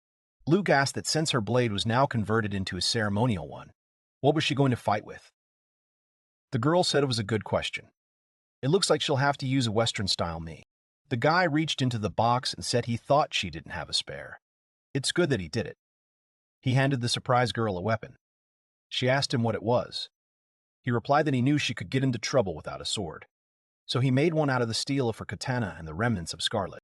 The embarrassed girl said that she had done so much for her, she did not even know how to thank him. The guy just told her not to cry. She repaid him well and everything is fine. The guy from the outside apologized to Luke and called him sir and said that some lady had come to him. Luke apologized, but they're closed. He asked if he could ask her to come tomorrow, and the guy hesitated. The guy replied that she did not come as a buyer and said that she had a conversation with Mr. Luke. Luke called out to Noir in surprise. Noir and the hero were sitting at a table facing each other. Sakura and Garnet were unhappy. Luke finally turned to Noir, asking, well, what does she want to say, coming so late? The girl replied that she had heard in the order that he was short of workers. Luke said that, yes, it is. The girl asked if she could work here. The surprised guy asked her again, asking a question. Luke said that wasn't she helping the Order of the Golden Fangs with the investigation. He only asked not to tell him that they forced her to work for free. Garnet hit Luke on the head, telling him not to be a fool. Noir is trying to redeem himself by helping him. He wants to do a favor to stop beating himself up. Isn't it? Sighing, Garnet said that Noir was haunted by thoughts about the guy she had offended and how he felt. Clasping her hands on the dress, Noir replied that he was right. but she really wants to atone for what happened. The thought of living on and letting the guilt fade away is unbearable. She doesn't need a salary. She will be glad of the opportunity to help. Sakura called Mr. Luke. She asked if she could say something. From what she had heard, this girl had been captured along with the hero squad, hadn't she? Besides, her own flesh and blood is still in the hands of the Dark King. It is possible that she was forced to ingratiate herself with them and bewitch them with her magic. Noir immediately began to deny it, and Luke said no. The hero replied that he didn't think they should worry about it. Sakura and Noir looked at him in surprise. Crossing his arms over his chest and closing his eyes, he seemed that the Golden Fangs should have carefully checked her for spells or curses. If they found something, they wouldn't let go, would they? Garnet said it was. Even if she is under the influence of the Dark King, her target is not him. She escaped before he got involved with the Dark King. Sakura, putting her fist to her mouth, replied that it was true. The order of events should be reversed. The hero, turning to her, asked the truth. Besides, Noir is under the close supervision of the Golden Fangs. Sakura replied that it looked like it. If Luke is sure that she is not dangerous, she has nothing to object to. Luke asked Noir about the fact that the Order still uses her as a guide, right? The girl replied that it was so, but it is needed only a few times a month. Then it's up to him to decide whether to accept it. As he said before, he doesn't have any particular dislike for her. She wasn't following Falcon so much as her sister. To be honest, she will leave him and live eaten up by guilt, or she will stay and try to atone for what the four of them did. Falcon is the only one whose redemption the hero craves, not her. The hero just doesn't have that much time to judge her. He said it was true and let her do what she wanted. Noir said that in that case, but the hero did not let her finish and said that there was one thing, but he is afraid that he cannot accept her offer. It contradicts his moral principles. Noir replied that she understood. Well, so be it. The guy asked again, to work without pay. Is she joking or something? He added that if it became known that he was forcing people to work without pay, his reputation would be at risk. Since she works for him, she is provided with a decent salary. The girl asked in surprise. Sakura smiled and said that this was their master, Luke. With a sigh, Garnet said that, as always, he was too soft. Noir asked the hero if he was sure. She asked if he really agreed to her working here. He said she asked for the job correctly. He's so loaded that he'd be a fool to give up a couple of hands. She'd better get ready. The girl jumped up from her chair and stammered her thanks to Mr. Luke. The guy thought about how he manages to get into such situations. He desperately needs help in the shop, and the person who offers it is doing it out of guilt. A little later, the hero's gun shop. Putting his hand on the boxes, Luke said that first they would see what she was capable of. Stuttering, Noir said that it was fine. She couldn't lift the box. The hero looked at her in silence. The hero asked her if it was that hard for her, and the girl turned to him. Stuttering, she said that everything was fine. If she doesn't take a lot, she can handle it. Luke said okay, then now they'll try her out as a salesperson. There is no need to lift weights. Stuttering, the girl asked the client how she could help him, and lowered her head down. The guy thought about it. He said it wasn't that bad, but she couldn't smile a little more when she talked. The girl asked about the smile. She smiled a smile more like a sinister one, and asked if it was like that. The guy squirmed in front of her for an exorbitant request. Stuttering, the girl said that no, she should apologize. The desk was in the middle of the room, and the girl asked what it was. The hero replied that this was his office. He also deals with organizational issues and keeps records of orders and income. He was helped only by adventurers who settled for a short period of time. He couldn't trust them with such a job. The girl, with her hands clasped behind her back, asked the hero if he would really entrust it to her. He replied that he would still do the final count. Noir said he had a Garnet. Once read better, the hero replied that he did not. Garnet has quite a lot of responsibilities. He doesn't want to reboot it. The girl gasped. Pointing with his palm at the table, he told her to try it. Stuttering, the girl replied that she was fine. Stuttering, the girl replied that she was fine. I started writing with a pen on a sheet. After a while, she said she thought she was ready. The guy looked surprised. It's amazing. He couldn't believe that she would manage so quickly. The girl stuttered and said that she didn't need a skill for that. Smiling, she said that magic lies in knowledge, and magicians need something more than what can be obtained only with skills. She has studied ancient grimoires from cover to cover and is writing books based on her own research. She added that it means speed reading and soon writing may also be needed. The guy replied that it was understandable. He always imagined magicians surrounded by mountains of papers. He asked if grimoires were written by hand and if magicians didn't use printing presses. He had heard that there were such things in big cities. The girl stammered that they were not suitable, and the guy, distracted from the papers, shuddered and asked again. She said that if you write a grimoire without feeding it with your magic, everything will be in vain. If you just put ink on a page, the spells can easily change. So you just write down the information. Without the infusion of magic, 2 or 3 layers of valuable knowledge will be lost. The hero said that she would do a great service if she kept records. In the future, he will turn to her for help much more often. The girl gasped and said yes, of course. The girls remembered the past, where they handed her papers asking if she could deal with it, and she replied that yes. She was told that she was jealous that she could remain calm and collected at such moments, and was called the sister. Stuttering, Noir replied that no, she was just.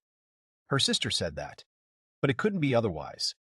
Since childhood, she had been pulling her along and she was trailing behind. She likes that she's so accommodating.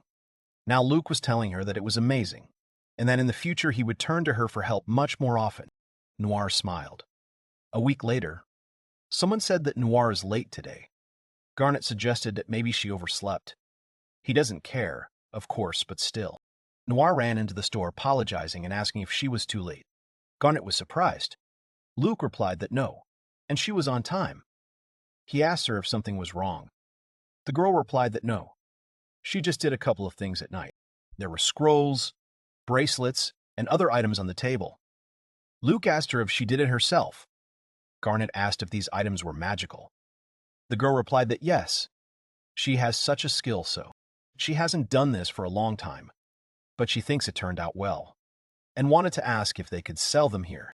The hero asked if she meant selling them to adventurers, didn't she? Garnet said it was a good idea. There is not a single shop with magic items in Green Hollow.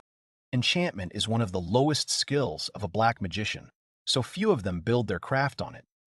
Most magicians only occasionally produce something for an additional fee, so the supply is scanty than the demand. Someone asked Luke what he thought while he was examining one of the objects in his hands. Whether they will be sold. Luke replied that yes, he would be happy to give them a go.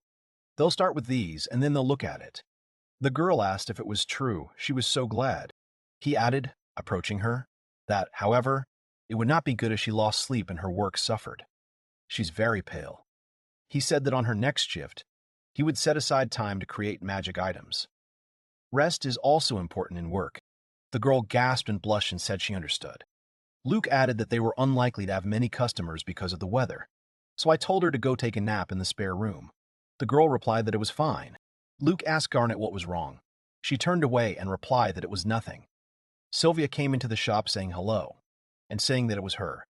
She brought what they asked for lunch. Sylvia was thanked. Sylvia, seeing the magic items, asked since when he's been selling such things.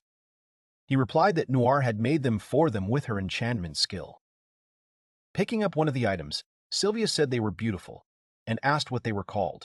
She was told that those are called talismans. They have charms that attract good luck. Sylvia asked what about these. She was told that they were amulets.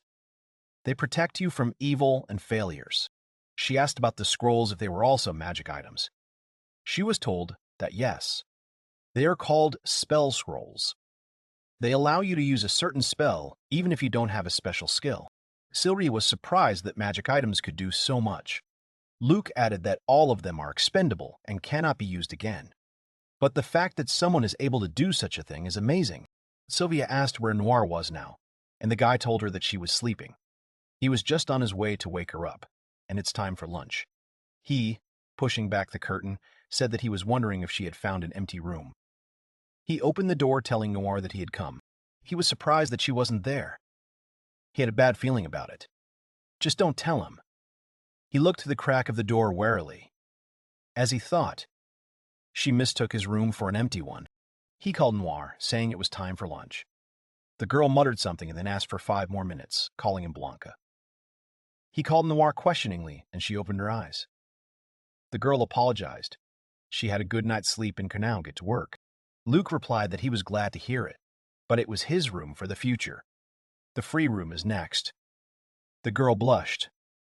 The guy trembled and thought that maybe it wasn't worth saying anything. He held out his hands and said that Sylvia had brought them lunch. Why don't you go and eat? A white wolf was called from the side. Garnet said that the guy from the Golden Fangs had an urgent matter for him. Stuttering, Luke said that it was fine and he would be right there. When he returned, he apologized for waiting and asked how he could help. The knight called out to Mr. Luke. The knight asked him to go with him to the dark fortress area immediately. They desperately need his skill.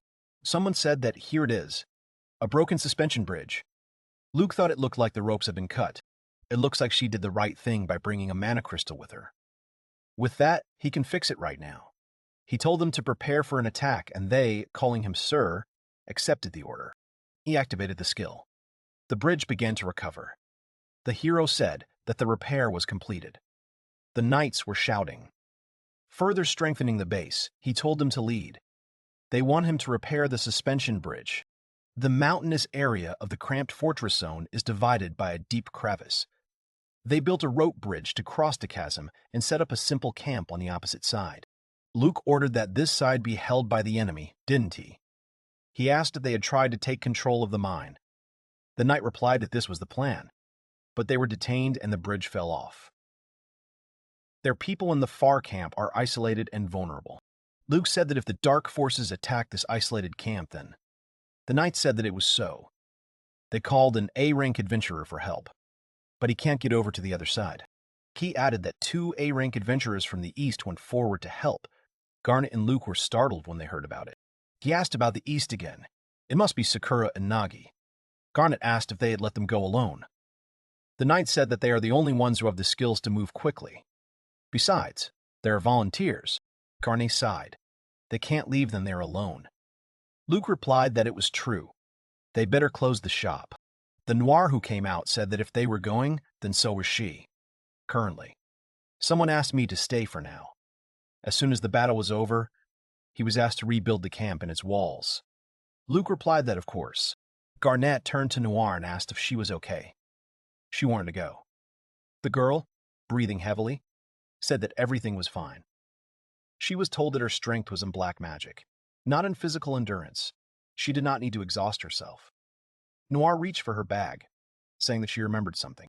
She handed them the items, telling them to take them with them. These are one-time magic items. She was thanked. Actually, Luke wasn't planning on fighting. He was interrupted by a knight riding towards them on a horse. He shouted that they had a problem. He said that the reinforcements of the Dark Army were heading towards them. Their power and numbers greatly outnumber them.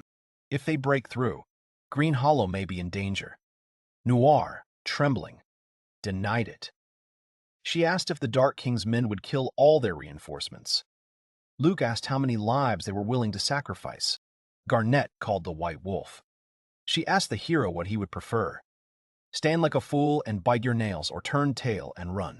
Luke asked her what she was talking about. They looked into each other's eyes. Luke smiled. He apologized, but said that neither one nor the other. Their city is in danger, and Sakura is now at the heart of this incident. Garnet asked again and smiled and said that he knew he would say that. Garnet took the reins from the knight, and he was surprised. When the two of them got on the horse, Garnet said that they were just borrowing this horse. He asked Luke what he would do if the walls of the camp fell. He replied that he had simply heeded his request to rebuild the camp, albeit a little earlier than expected. A little later, they were approaching the gate and shouted at the knights to open the gate. Garnet shouted that he was taking Luke from the grove of the White Wolf.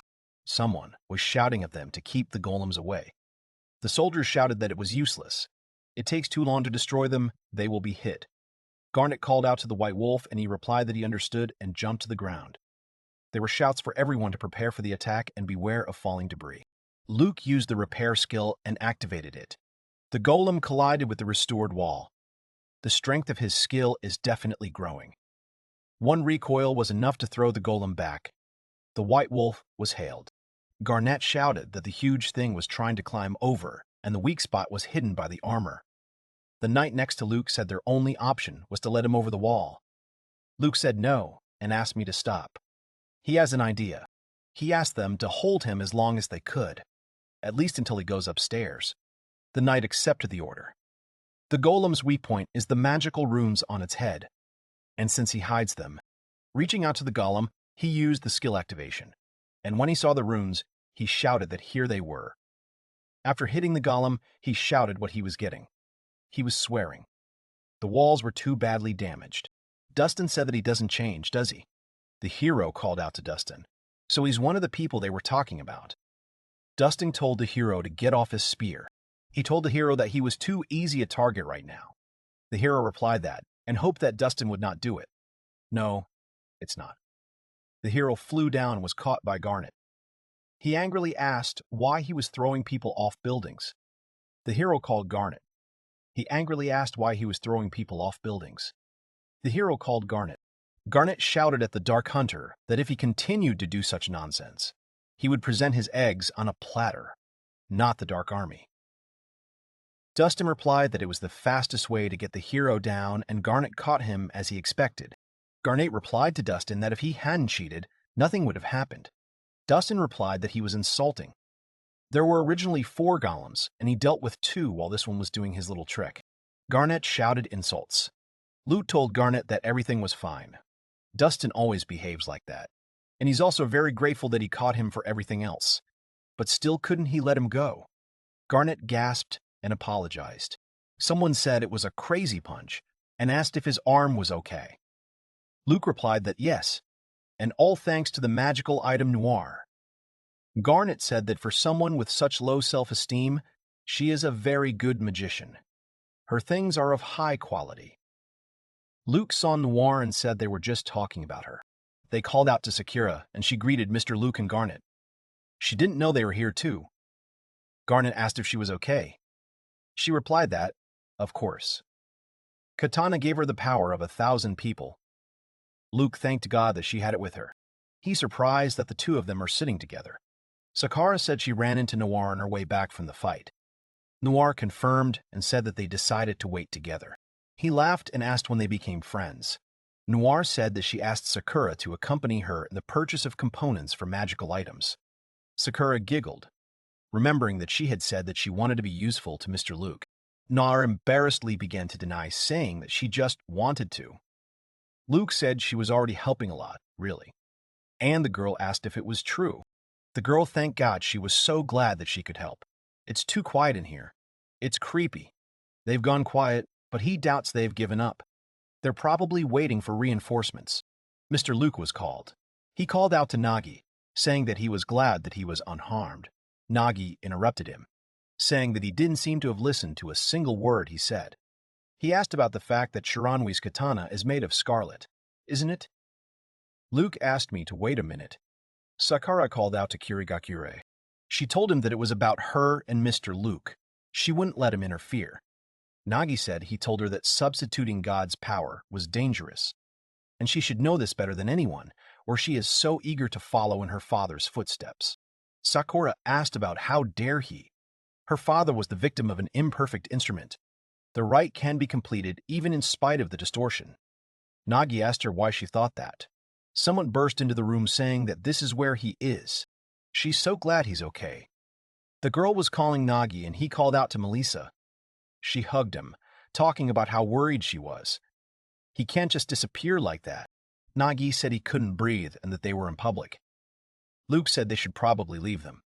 Sakura decided to join the defense of the main gate. She asked Mr. Luke to take care of himself. Noir was asking if they should say something.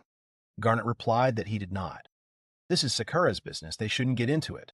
Now he understands her concern. We need to go and help with the preparations of the enemy soon. Strong screams were heard. They come in from the other side. Garnet told the White Wolf that they had better hurry. He replied that he knew. People shouted that it was an ambush and to cover the others. Why did no one notice their approach? Clay mannequins. Clay soldiers in so many.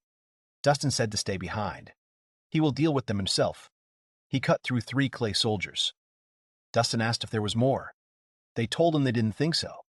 Dustin is incredibly strong as always. Luke asked what these things were, and why no one noticed them coming. Dustin asked how he knew. Let him come to anyone else with questions. Someone called Mr. Luke. The knight reported that the enemy was surrounding the far wall. They need his skill. The hero replied that he understood and would go there right away. Luke said to rely on him.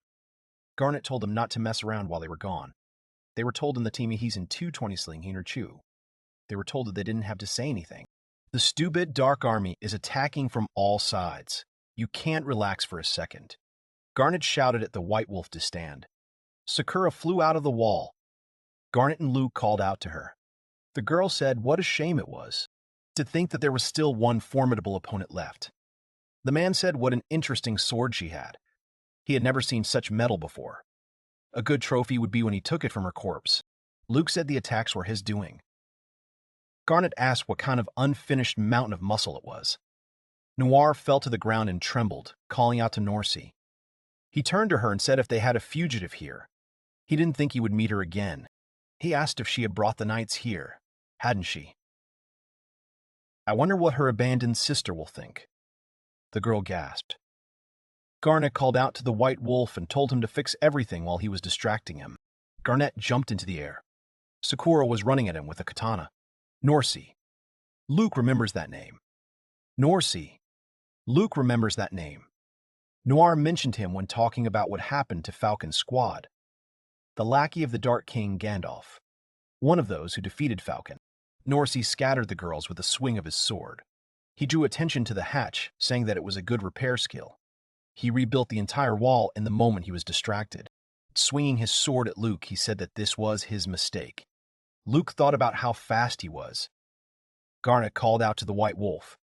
He won't have time to dodge. Sakura used a swift dash. Norsey cut through Sakura with his sword. The hero shouted Sakura's name while grabbing her hand. The girl's cut shone. The guy was screaming if she was okay. Sakura was calling Mr. Luke. The knights behind the surprised Garnet were asking what he had just done. She was cut in half, but he was cut in half, but he was gut in half.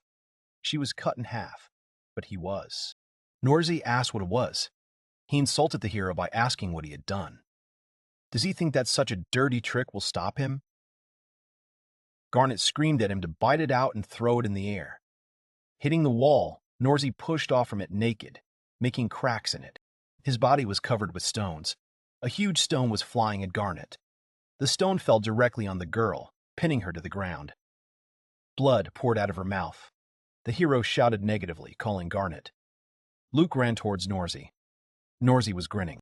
Norsey pressed Garnet's stomach to the ground with his foot. The girl was moaning in pain. The evil hero was mentally insulting him. Norsey was laughing. He likes that look on the hero's face so much.